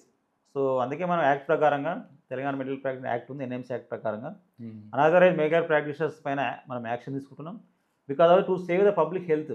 So public health ఇక్కడ హ్యాంపర్ అవుతుంది, పబ్లిక్ హెల్త్ థ్రెట్ అవుతుంది కాబట్టి పబ్లిక్ హెల్త్ని సేవ్ చేసే క్రమంలో భాగంగానే మనం చేయడం జరుగుతుంది. తర్వాత మీకు ఎగ్జాంపుల్స్ ఉన్నాయి దీంట్లో కొన్ని, అసలు ఎట్లా మీకు పబ్లిక్ హెల్త్ థ్రెట్ అవుతుంది అనే దానిపైన కూడా కొన్ని డెత్స్ అయినాయి. ఇప్పుడు మీకు వరంగల్లో ఒక డెత్ అయింది, సూర్యాపేటలో వరంగల్ అయింది, ఒక గంటలనే 7 ఇంజక్షన్లు ఇచ్చిందని చెప్పేసి గతంలో మనకు న్యూస్ వచ్చింది. దాంతో పేషెంట్ చనిపోయాడు, 1 hourలో వాడు టకా 7 ఇంజక్షన్లు ఇచ్చేసి యాంటీబయాటిక్ అన్నీ ఏదో ఇచ్చేసి కార్డియాక్ అరెస్ట్ అయ్యి పేషెంట్ చనిపోయాడు. హుజరాబాద్లో వాడు సేమ్ ఐవీ ఫ్లూయిడ్స్ ఇస్తా అని చెప్పేసి వాడు ఇంటికి వచ్చి పేషెంట్ ఎత్తుకోవడం జరిగింది. ఖమ్మంలో సుంతి చేస్తామని చెప్పేసి చేస్తామంటే కంప్లీట్ మర్మంగానే కట్ చేసేసి. కరీంనగర్ జిల్లాలో ఏం చేసినట్టే వాళ్ళు ఐవీ ఫ్లూయిడ్స్ ఏదో ఐవీ ఇంజెక్షన్ ఇస్తామని వాళ్ళు ఆర్టరీకి పెట్టేసిండు. ఆర్టరీ పెడితే హ్యాండ్ అంతా గ్యాంగ్రీన్ అయిపోయి చేయి పోయే పరిస్థితి వచ్చేసింది. తర్వాత అబార్షన్ వరంగల్ కూడా సేమ్ ఇన్సిడెంట్, వాడు అబార్షన్ చేసిండు, సెప్టిక్ అబార్షన్ అయిపోయింది. సో బాడీ మొత్తం ఇన్ఫెక్షన్ అయిపోయి మల్టీ ఆర్గాన్ డిస్ఫంక్షన్ అయింది. జిఎంహెచ్ హాస్పిటల్లో సర్జరీ చేసినా కూడా పేషెంట్ బతకలేదు. తర్వాత కోదాడ దగ్గర ఆర్ఎంపీ వాళ్ళ వైఫ్కి అబార్షన్ చేసిండు, మా ఊరితో తీసుకుపోయి చేస్తే పేషెంట్ అక్కడ చనిపోయింది. అంటే ఇట్లా సో మెనీ ఎగ్జాంపుల్స్ మనకి. ఇప్పుడు మన షాబాద్ పోయినాము రీసెంట్గా, మనకు నేను చైర్మన్ గారు ఇద్దరు పోయినాం, మా చైర్మన్ గారు మహేష్ గారు ఇద్దరం పోతే ఏంటంటే అక్కడ అసలు మీకు ఎంత ఘోరం అంటే పేషెంట్స్ ఒక 2 రూమ్స్ ఉన్నాయి, ఒక 8 బెడ్స్ 16 బెడ్స్ ఉన్నాయి. బెడ్కి అటువైపు ఒక పేషెంట్, ఇటువైపు పేషెంట్ పడుకోబెట్టినారు. ఐవీ ఫ్లూయిడ్స్ పోతున్నాయి. తర్వాత డైక్లోఫెనాక్స్ కూడా ఇంజెక్షన్స్ ఉంటాయి కదా, వయల్స్ దాదాపు ఒక 100 to 150 వయల్స్ బ్రేక్ చేసేసి సిరంజీలు ఉంటాయి కదా, 5 ml 2 ml సిరంజీలు లోడ్ చేసి పెట్టేసారు ఆల్రెడీ. అంటే వాడు ఎప్పుడు దాన్ని లోడ్ చేసిండు, వాడు ఎప్పుడు ఇస్తాడు ఇంజెక్షన్స్, ఇమీడియట్ ఇస్తాడా, కొంత 8 hours తర్వాత ఇస్తావా, 24 hours తర్వాత ఇస్తావా, అది డినేచురేషన్ అయిపోతుందా, ఇన్ని అడ్వాన్స్డ్ రియాక్షన్స్ వస్తాయి మనకు. రియాక్షన్ వచ్చేసి నువ్వు డైరెక్ట్ హైపర్ సెన్సిటివ్ అనాఫిలాక్సిస్ కాకపోతే ఏం చేస్తాం మనం? అది 100 150 లోడ్ చేసి పెట్టారు ఆల్రెడీ, వయల్స్ కాదు, బ్రేక్ చేసి సిరంజీలు లోడ్ చేసి పెట్టారు. దీంతో పాటు మీకు ఏంది కాల్షియం కూడా ఇంజెక్షన్స్ ఉన్నాయి, కాల్షియం కూడా ఇంజెక్షన్స్ ఒక 10 ml చేసి పెట్టింది. ఏంది బాబు ఎట్లా ఇస్తాం, డైరెక్ట్ మేము ఐవీ ఇచ్చేస్తాం సార్ అంటుండు. సో కాల్షియం కూడా ఎట్లా స్లోగా మనం ఇన్ఫ్యూజన్ పెడతాం. సో డైరెక్ట్ ఇస్తే కార్డియాక్ అరెస్ట్ అయ్యింది కదా. సో ఈ నాలెడ్జ్ అంతా ఎవరికి, మనకు ఎంబీబీఎస్ క్వాలిఫైడ్ డాక్టర్స్ ఇవన్నీ ఐడియా ఉంటాయి. సో ఫ్యాక్స్ వాళ్ళు అసలు షాబాద్లో ప్రజలే వచ్చేసి మీరు వచ్చి మాకు ఇన్స్పెక్ట్ చేయండి, మా దగ్గర ఇట్లా ఇర్రేషనల్గా డ్రగ్స్ వాడుతున్నారు, యాంటీబయాటిక్స్ ఇస్తున్నారు, ఇర్రేషనల్గా వాడుతున్నారు అని చెప్పేసి వాళ్ళు పబ్లికే కంప్లైంట్ చేస్తారు. సో నిజామాబాద్లో కూడా ఇట్లా, నిజామాబాద్ నుంచి ప్రజలు కంప్లైంట్ నిజామాబాద్ పోయినాం. సో ఇట్లా వరంగల్ కావచ్చు, వరంగల్ కూడా మా మెంబర్స్ చాలా బాగా పనిచేస్తున్నాయి, ప్రొయాక్టివ్ అక్కడ కూడా ఎఫ్ఐఆర్స్ అనేది. అంటే ఏంటంటే because of the public health qualified doctors ద్వారా ప్రజలకు మంచి వైద్యాన్ని అందించాలనే లక్ష్యంతో మెడికల్ కౌన్సిల్ పనిచేస్తుంది. సో మీ రైడ్స్ చేయడం కానీ ఒక ముఖ్య ఉద్దేశం to save the public health, అంతేగాని మీకు వాళ్ళ మీద ఒక పర్సనల్ లాంటిది ఎవరు ఉండడు. వాట్ మీరు ఎలా అయితే పర్మిషన్ ఒక క్వాలిఫైడ్ డాక్టర్ అన్ఎథికల్ గా ప్రాక్టీస్ చేసినా ఎలాంటి పనిష్మెంట్ ఇస్తారో అన్క్వాలిఫైడ్ వాళ్ళు ప్రాక్టీస్. సార్ ఇప్పుడు ఒక క్వాలిఫైడ్ పర్సనే కొద్దిగా రాంగ్ ట్రీట్మెంట్ అయ్యి సంథింగ్ ఏదో అయింది, వాళ్ళకి ఏ పనిష్మెంట్ ఉంటుంది? అంటే ఒక ఎంబీబీఎస్ ఫినిష్డ్ అయిన క్వాలిఫైడ్ డాక్టర్ చేస్తే తప్ప ఏం పనిష్మెంట్ ఉంటుంది, ఒక అన్క్వాలిఫైడ్ పర్సన్ చేస్తే? సో మెయిన్గా మనం బేస్డ్ ఆన్ ద నెగ్లిజెన్స్ బట్టి ఉంటుంది మెయిన్గా. సో ఒక MBBS doctor for wrong treatment ఇచ్చాడు, రాంగ్ సర్జరీ చేశాడు. So based on their evidences, వాళ్ళ కేసులు అన్ని ఎవిడెన్స్ తీసుకొని వాళ్ళ అడ్వకేట్స్ అందరూ వచ్చి ఆర్గ్యుమెంట్స్ అయిన తర్వాత కొంత టైం పీరియడ్ లోపల కౌన్సిల్ డిసిషన్ తీసుకుంటుంది. మెరిట్ గ్రాస్ నెగ్లిజెన్స్ ఉంటే మనం రిమూవల్ ఫ్రమ్ రిజిస్ట్రీ, ఏదైతే మన తెలంగాణ మెడికల్ కౌన్సిల్ రిజిస్ట్రేషన్ చేసుకొని మన మెడికల్ రిజిస్ట్రీ మెయింటైన్ చేస్తున్నాము, ఆ రిజిస్ట్రేషన్ మనం అతన్ని సస్పెండ్ చేయొచ్చు. 6 months, 1 year, 2 years, 5 years అనే దానిపైన based on the medical negligence gravity బట్టి, ఆర్గ్యుమెంట్స్ బట్టి, based on the materialistic evidences బట్టి, సో అతన్ని మనం రిమూవల్ సస్పెండ్ చేస్తున్నాం. సార్ ఈ సస్పెండ్ పీరియడ్లో అంటే ఇంకా వాళ్ళు ప్రాక్టీస్ చేయదు, వాళ్ళని మన కౌన్సిల్ వాళ్ళు సరెండర్ చేయాలి సర్టిఫికేట్స్. సో మళ్ళీ ఒకసారి మనము ఆ సస్పెన్షన్ 1 year అయింది, 1 year సస్పెండ్ చేసినాం అనుకోండి, 1 year సస్పెన్షన్ అయిన తర్వాత మళ్ళీ మనం సర్టిఫికేట్స్ అందరినీ సరెండర్ సర్టిఫికేట్స్ తనకి ఇచ్చేస్తాము, మళ్ళీ మనకు ఆన్లైన్లో యాక్టివ్గా కనిపిస్తుంది. సార్ ఇందాక అన్క్వాలిఫైడ్ అన్నారు, ఒక ఇంటర్మీడియట్ కానీ అంటే ఒక ఎంబీబీఎస్ ఫినిష్ చేస్తే వాళ్ళకి ఏం పనిష్మెంట్ ఉంది? మనకు యాక్ట్స్ ఉన్నాయి, ఇప్పుడు ఏదైతే ఎన్ఎంసీ యాక్ట్ 3454 ఉంది, దాని ప్రకారం ఏంటంటే 1 year imprisonment plus 5 lakhs fine ఉన్నది. తర్వాత తెలంగాణ మెడికల్ ప్రాక్టీస్ యాక్ట్ ప్రకారం 3 months ఇంప్రిజన్మెంట్ ఉన్నది.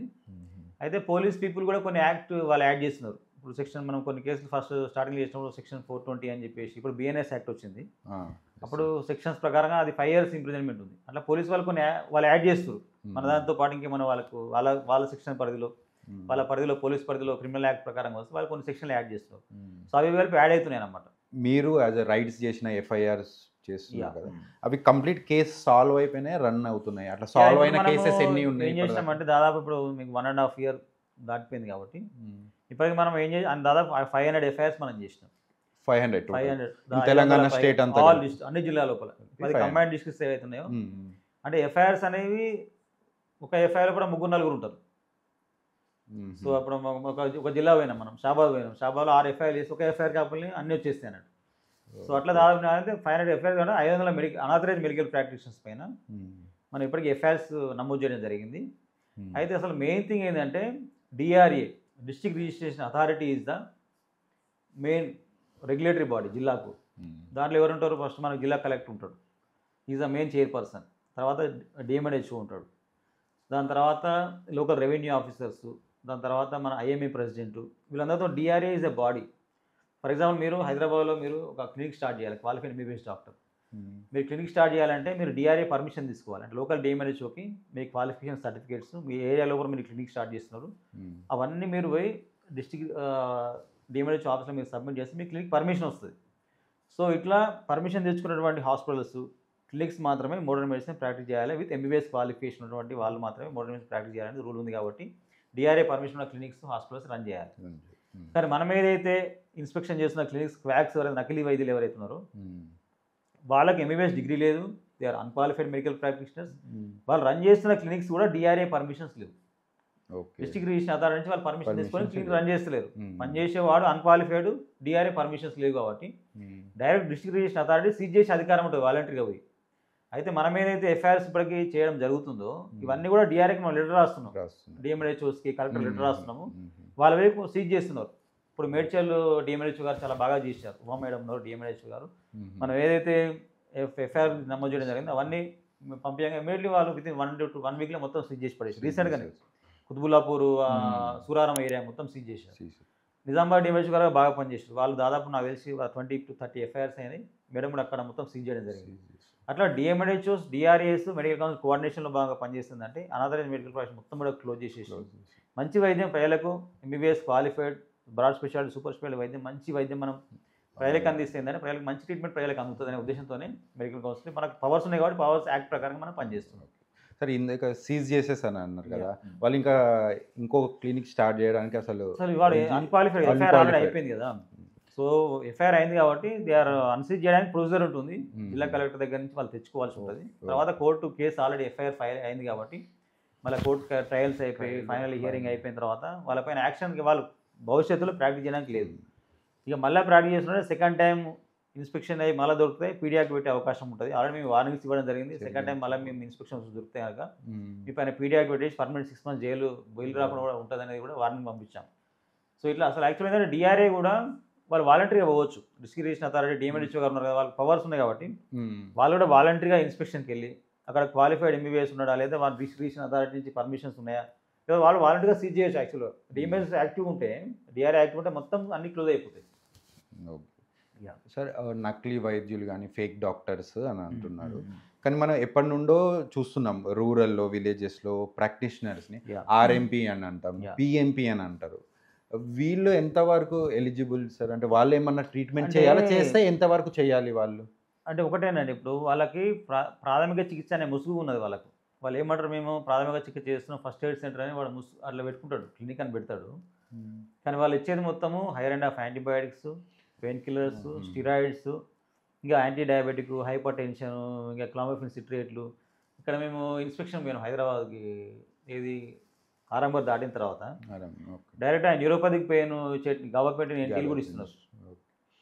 సో డయాబెటిక్ అంటే అన్ని రకాల మందులు వాళ్ళు రాస్తున్నారు. యాక్చువల్గా ప్రాథమిక చికిత్స అంటే ఏంది మీకు తెలుసు కదా. ఇప్పుడు గాయమైంది డ్రెస్సింగ్ చేసుకోవాలి, జ్వరం వచ్చింది పారాసిటమాల్ సిరప్ కానీ ట్యాబ్లెట్ చేసుకోవాలి. ఇది ప్రాథమిక చికిత్స మీరు మీ ఇంట్లో వాళ్ళు కూడా చేసుకోవచ్చు.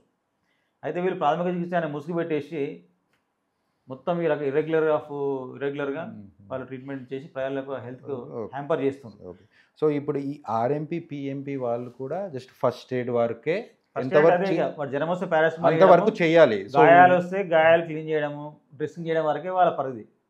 నువ్వు యాంటీబయాటిక్స్ రాస్తానికి కానీ, ఐవీ యాంటీబయాటిక్స్ ఇస్తానికి కానీ, ఐవీ ఫ్లూయిడ్స్ ఇస్తానికి కానీ, కార్టికోస్టెరాయిడ్స్ హైడ్రోకార్బన్ కావచ్చు, డెక్సామెథాసోన్ ఇంజెక్షన్ ఇవ్వడానికి కానీ, డయాబెటిక్ హైపర్ టెన్షన్ డ్రగ్స్ రాయడానికి కానీ, ఇంకా వేరే క్లామిఫిన్ సిట్రేట్స్ కావచ్చు, న్యూరోపతిక్ డ్రగ్స్ రాయడానికి కానీ, ఎలాంటి మెడిసిన్స్ ప్రిస్క్రైబ్ చేయడానికి వాళ్ళకు అర్హులు కాదు. సో ఇట్లా చేస్తే ఏంటంటే డెఫినెట్గా వాళ్ళపైన మెడికల్ కౌన్సిల్ ఎన్ఎంసీ యాక్ట్ ప్రకారంగా నమోదు చేయడం జరుగుతుంది, డిఎస్టిరేషన్ అథారిటీ సీజ్ చేయడం జరుగుతుంది. So this is a procedure, this is anti drive activities going on in Telangana state. ఇంకా పెద్ద ముఖ్యమైన అంశం ఏంటంటే anti quackery guide lines Telangana medical council వచ్చిన తర్వాత నేషనల్ మెడికల్ కమిషన్తో మనం ఈఎంఆర్ బోర్డుతో మీటింగ్ చేసుకుని అవర్ చైర్మన్ డాక్టర్ మహేష్ గారు is the member of anti quackery committee in national medical commission. So from Telangana medical council last year we prepared the anti quackery guide lines.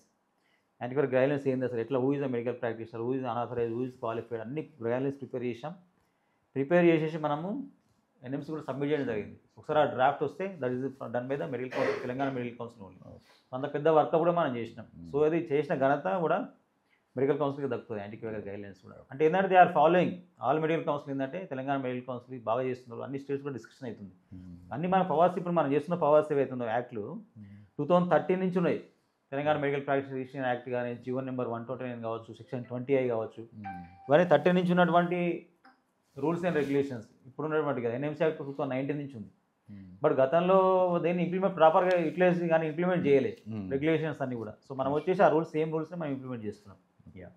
సరే, అంటే ఒక common పర్సన్కి వాళ్ళు ఏమంటారు అని అంటే, ఇప్పుడు విలేజెస్లో పెరిఫరీస్లో వీళ్ళు ఉన్నారు, లైక్ ఆర్ఎంపీ కానీ పిఎంపీ కానీ, మాకు ఒక ఎంబీబీఎస్ డాక్టర్ అందుబాటులో లేరు, ఎవరు వచ్చి ట్రీట్మెంట్ వైద్యం అందియట్లేదు, కాబట్టి మాకున్న వాళ్ళ దాంట్లో వీళ్ళే కాబట్టి మేము వీళ్ళతో ట్రీట్మెంట్ చేసుకుంటున్నాము, వాళ్ళు కూడా ట్రీట్మెంట్ చేసే వాళ్ళు కూడా ఇంకా మేము సర్వీసెస్ ఇవ్వాలి, ఒకవేళ మేము ఇవ్వకపోతే వీళ్ళకి ఇంకెవరు ఇస్తారు అని జనాలు కూడా వాళ్ళని యాక్సెప్ట్ చేస్తున్నారు అని అంటున్నారు. అయితే మనకు ఇప్పుడు లెవెల్ ఆఫ్ ట్రీట్మెంట్ అనేది మనకు 3 లెవెల్స్ ఉంది కదా. ఇప్పుడు primary health care system, secondary health care system, tertiary health care system ఉంది.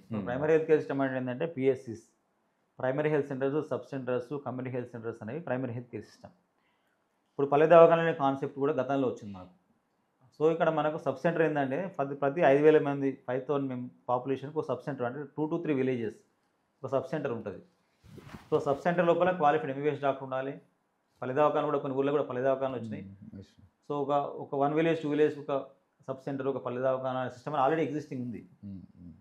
అదే 4,200 పల్లె సబ్ సెంటర్స్ అనేవి తెలంగాణ ఆల్రెడీ ఎగ్జిస్టింగ్ ఉన్నాయి. ఓకే, సో మోర్ దాన్ 700 పిఎస్సిస్ ఉన్నాయి.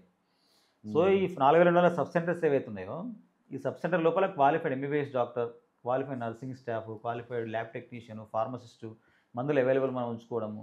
ఇప్పుడు దీన్ని మనము పబ్లిక్ అడాప్ట్ చేయాలి. ఇప్పుడు కేరళ స్టేట్ ఉన్నది, కేరళలో 24/7 ఆడ ప్రైమరీ హెల్త్ రన్ అవుతున్నాయి. 24/7 ఎంబీబీఎస్ డాక్టర్ ఉంటాడు, నర్సింగ్ స్టాఫ్ ఉంటుంది, ఆడ మందులు అవైలబుల్ ఉంటాయి. ఆ సిస్టమ్ మనం తీసుకొస్తే ఏంటంటే ఆటోమేటిక్గా ఆల్టర్నేటివ్ క్వాక్స్ నకిలీ వైద్యుల యొక్క మనకు అవసరం మనకు ఉండదు. సో ఈ సిస్టమ్ మనం తీసుకొచ్చుకోవాలి. తర్వాత మనకు లోకల్ ఆశా వర్కర్స్ ఉన్నారు కొంతమంది.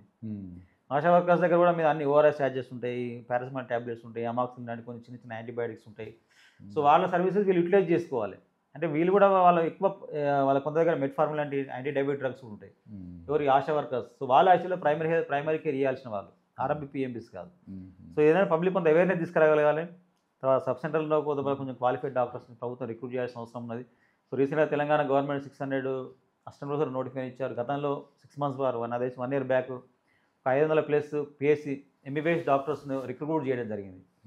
అంటే ఏంటంటే మనకి ఏదైతే ఎగ్జిస్టింగ్ ఇప్పుడు ప్రైమరీ హెల్త్ సెంటర్ల సంఖ్య కూడా 30% డెప్స్ ఉంది మన దగ్గర కూడా. తర్వాత కొన్ని 30% ప్రైమరీ హెల్త్ సెంటర్ ఉన్న వాటికంటే 30% డెఫిసిట్లో మనం ఉన్నాం.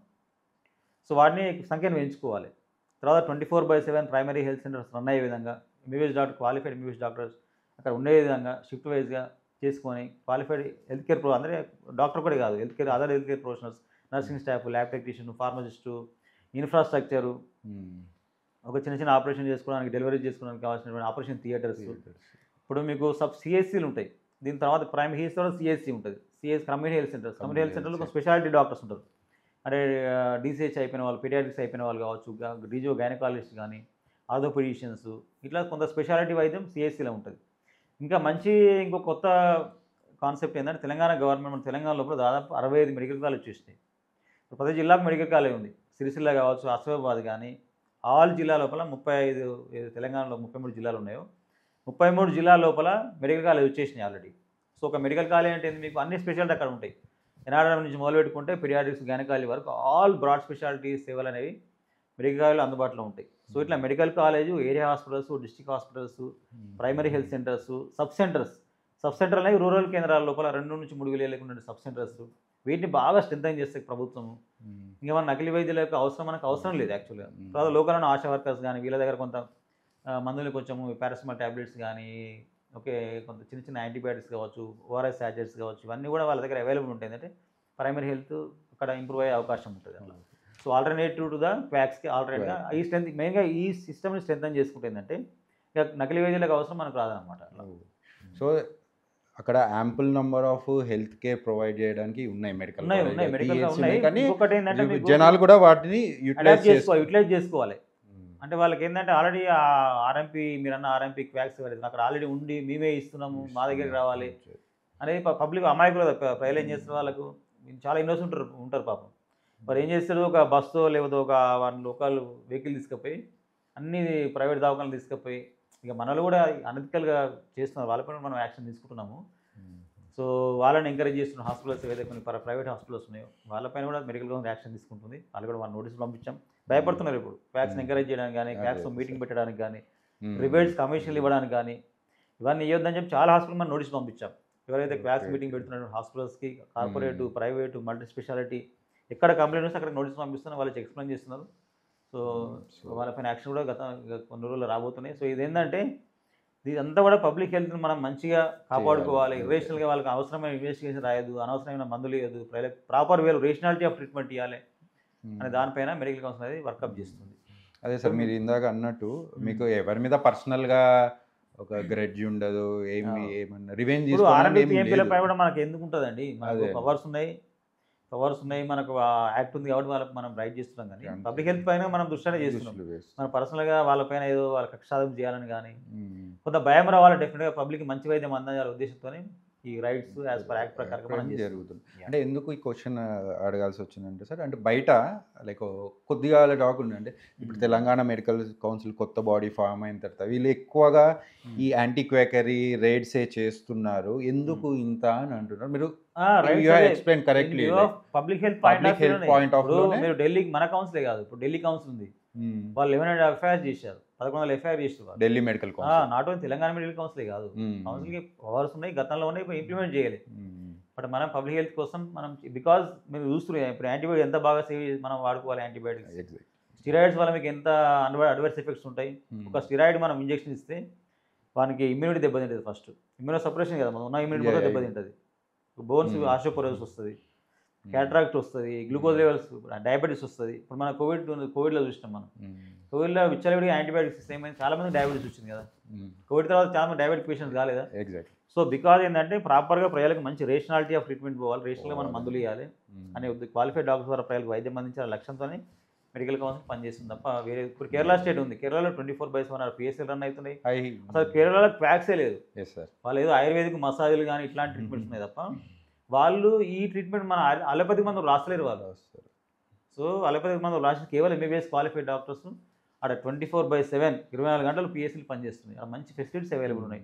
సో ఆ సిస్టమ్ మనం అడాప్ట్ చేసుకొని ఇప్పుడు ఇంకోటి మీకు మన దగ్గర ఇప్పుడు ఎన్ని మెడికల్ కాలేజీలు, 65 మెడికల్ కాలేజీలు ఉన్నాయి. దాదాపు మోర్ దాన్ 9,000 ఎంబీబీఎస్ డాక్టర్స్ బయటకు వస్తున్నారు.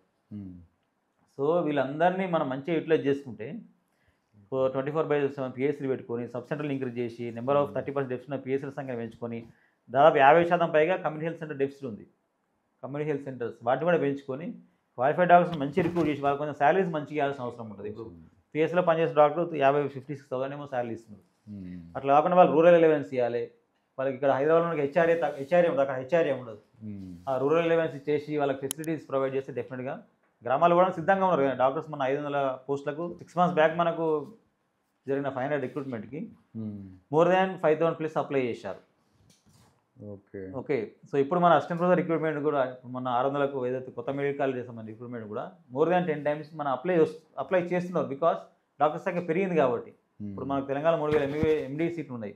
ఎవ్రీ ఇయర్ 3,000+ ఎండీ డాక్టర్లు బయటకు వస్తున్నారు. ఎండీ అంటే బ్రాడ్ స్పెషల్ అయిపోయిన వాళ్ళు. MBBS doctor more than 9,000 to 10,000 మధ్యలో డాక్టర్స్ బయటకు వస్తున్నారు. Super special doctor per year 300 doctors బయటకు వస్తారు. కాబట్టి మనకు మెయిన్గా వచ్చిన డాక్టర్లు ఎంప్లాయ్మెంట్ క్రియేట్ చేసేసి నెంబర్ ఆఫ్ ప్రైమరీ సెంటర్ పెంచుకొని కమ్యూనిటీ హెల్త్ సెంటర్ సంఖ్య పెంచుకొని డిస్ట్రిక్ట్ వార్డుని స్ట్రెంథన్ చేస్తుంది. అంటే ఇంకా పబ్లిక్ చాలా మంచి వైద్యం ప్రజలకు అందించే అవకాశం ఉంటుంది. నకిలీ వైద్యులకు తోని మనం చేయించుకోవాల్సిన అవసరం లేదు. ప్రజలు కూడా వాళ్ళ దగ్గర పోవద్దు. ప్రజలు క్వాలిఫైడ్ ఎంబీబీఎస్ డాక్టర్ దగ్గర మీరు వెళ్ళాలని చెప్పి ప్రజలు విజ్ఞప్తి చేస్తున్నాను. ఫర్ ఎగ్జాంపుల్ మీకు క్వాలిఫైడ్ అన్క్వాలిఫైడ్ కనుక మీరు తెలుసుకోవాలనుకుంటే ఏంటంటే మనకు డాక్టర్ సర్చ్ అనే ఒక ఆప్షన్ ఉంది. మీరు తెలంగాణ మెడికల్ కౌన్సిల్ వెబ్సైట్కి వెళ్తే డాక్టర్ సర్చ్ అనే మనకు ఆప్షన్ ఉంటుంది. ఆ ఆప్షన్లో మీరు ఆ డాక్టర్ యొక్క రిజిస్ట్రేషన్ ఏదైతే బోర్డు పెట్టుకున్నాడో ఆ బోర్డు యొక్క రిజిస్ట్రేషన్ నెంబర్ తీసి దాంట్లో కొట్టేస్తే డీటెయిల్స్ మొత్తం వచ్చేస్తాయి. దాంతో కూడా ప్రజలు మీరు క్వాలిఫైడ్ అన్క్వాలిఫైడ్ తెలుసుకునే అవకాశం ఉంటుంది. తర్వాత ప్రతి డాక్టర్, ఫర్ ఎగ్జాంపుల్ మన క్వాలిఫైడ్ డాక్టర్ ఉన్నాడు, మనము ఏదైతే క్లినిక్ స్టార్ట్ చేసినామో మన క్లినిక్తో పాటు మన తెలంగాణ మెడికల్ రిజిస్ట్రేషన్ కాపీ కనుక మనం అక్కడ అటాచ్ చేసుకుంటే అక్కడ ఒక క్యూఆర్స్ కోడ్ ఆల్రెడీ మనం ప్రొవైడ్ చేస్తున్నాం ప్రతి టీజీఎంసీ రిజిస్ట్రేషన్ కాపీ లోపల. ఆ క్యూఆర్ స్కాన్ కోడ్ ఏదైతే ఉందో దాన్ని కూడా పేషెంట్ స్కాన్ చేయొచ్చు. స్కాన్ చేసి డైరెక్ట్ ఆయన డీటెయిల్స్ వచ్చేస్తాయి. అయితే ఆయన పేరు ఏంది, ఆ రిజిస్ట్రేషన్ నెంబరు అనేది వచ్చేస్తాయి. సో ఇలాంటి ఫెసిలిటీ మనం ప్రొవైడ్ చేసాం.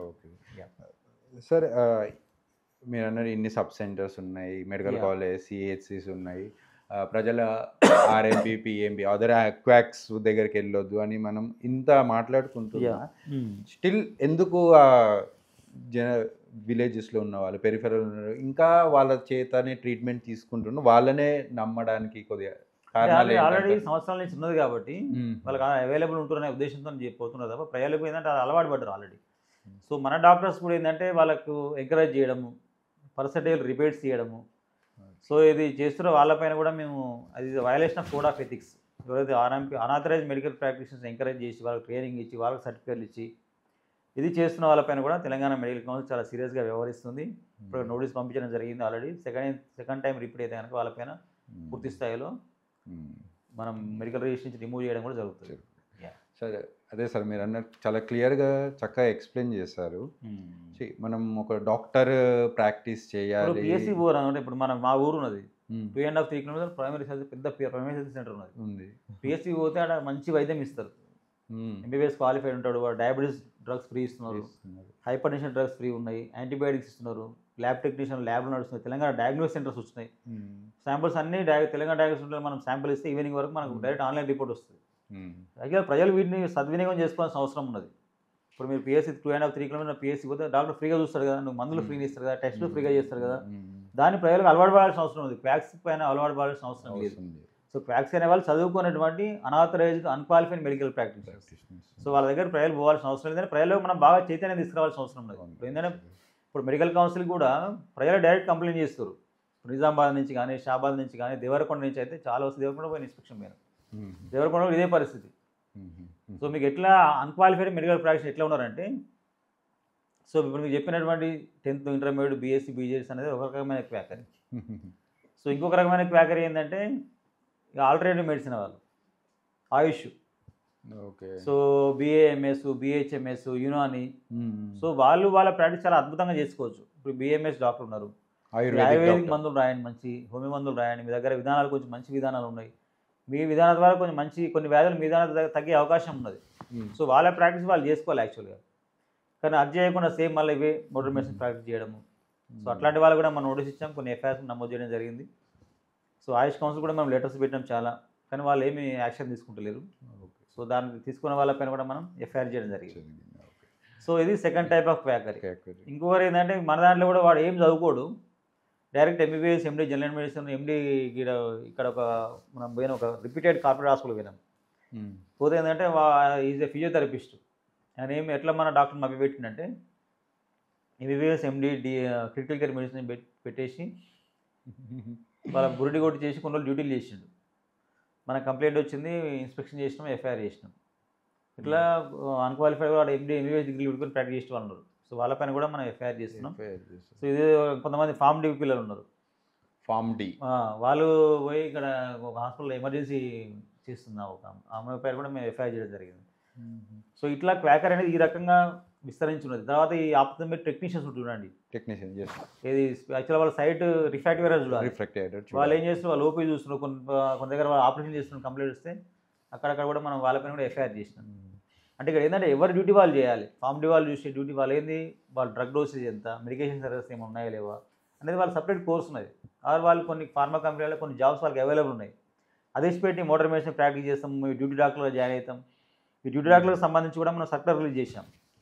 అంటే who are eligible to do as a DMOs only MBBS qualified అయినటువంటి డాక్టర్స్ మాత్రమే డిఎంఓలుగా చేయాల్సిన అవసరం ఉంటుంది.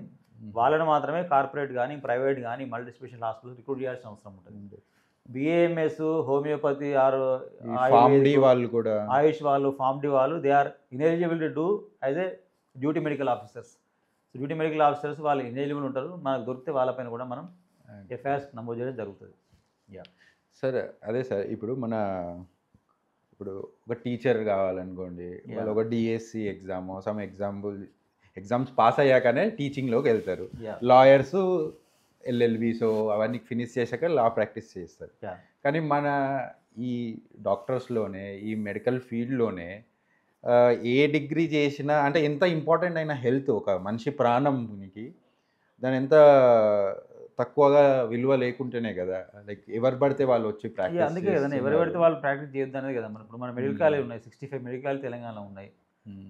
సో దీంట్లో ఎవరైతే నీట్ ఎగ్జామ్ రాసుకొని ఎంబీబీఎస్ జాయిన్ అవుతారో, ఎంబీబీఎస్ ఫస్ట్ ఇయర్ నుంచి ఫైనల్ దాకా 20+ సబ్జెక్ట్స్ ఏవైతే ఉన్నాయో అవన్నీ క్లియర్ చేసుకొని ఇంటర్న్షిప్ అయిపోయి ఎంబీబీఎస్ డిగ్రీ తీసుకొని యూనివర్సిటీ నుంచి కాళీనగర్ హెల్త్ యూనివర్సిటీ నుంచి డిగ్రీ తీసుకొని తెలంగాణలో అయితే వాళ్ళు మళ్ళీ 1 ఇయర్ ఇంటర్న్షిప్ చేసి తెలంగాణ మెడికల్ కౌన్సిల్లో రిజిస్ట్రేషన్ అయిపోయిన డాక్టర్స్ మాత్రమే మోడర్న్ మెడిసిన్ అనేది ప్రాక్టీస్ చేయాలి.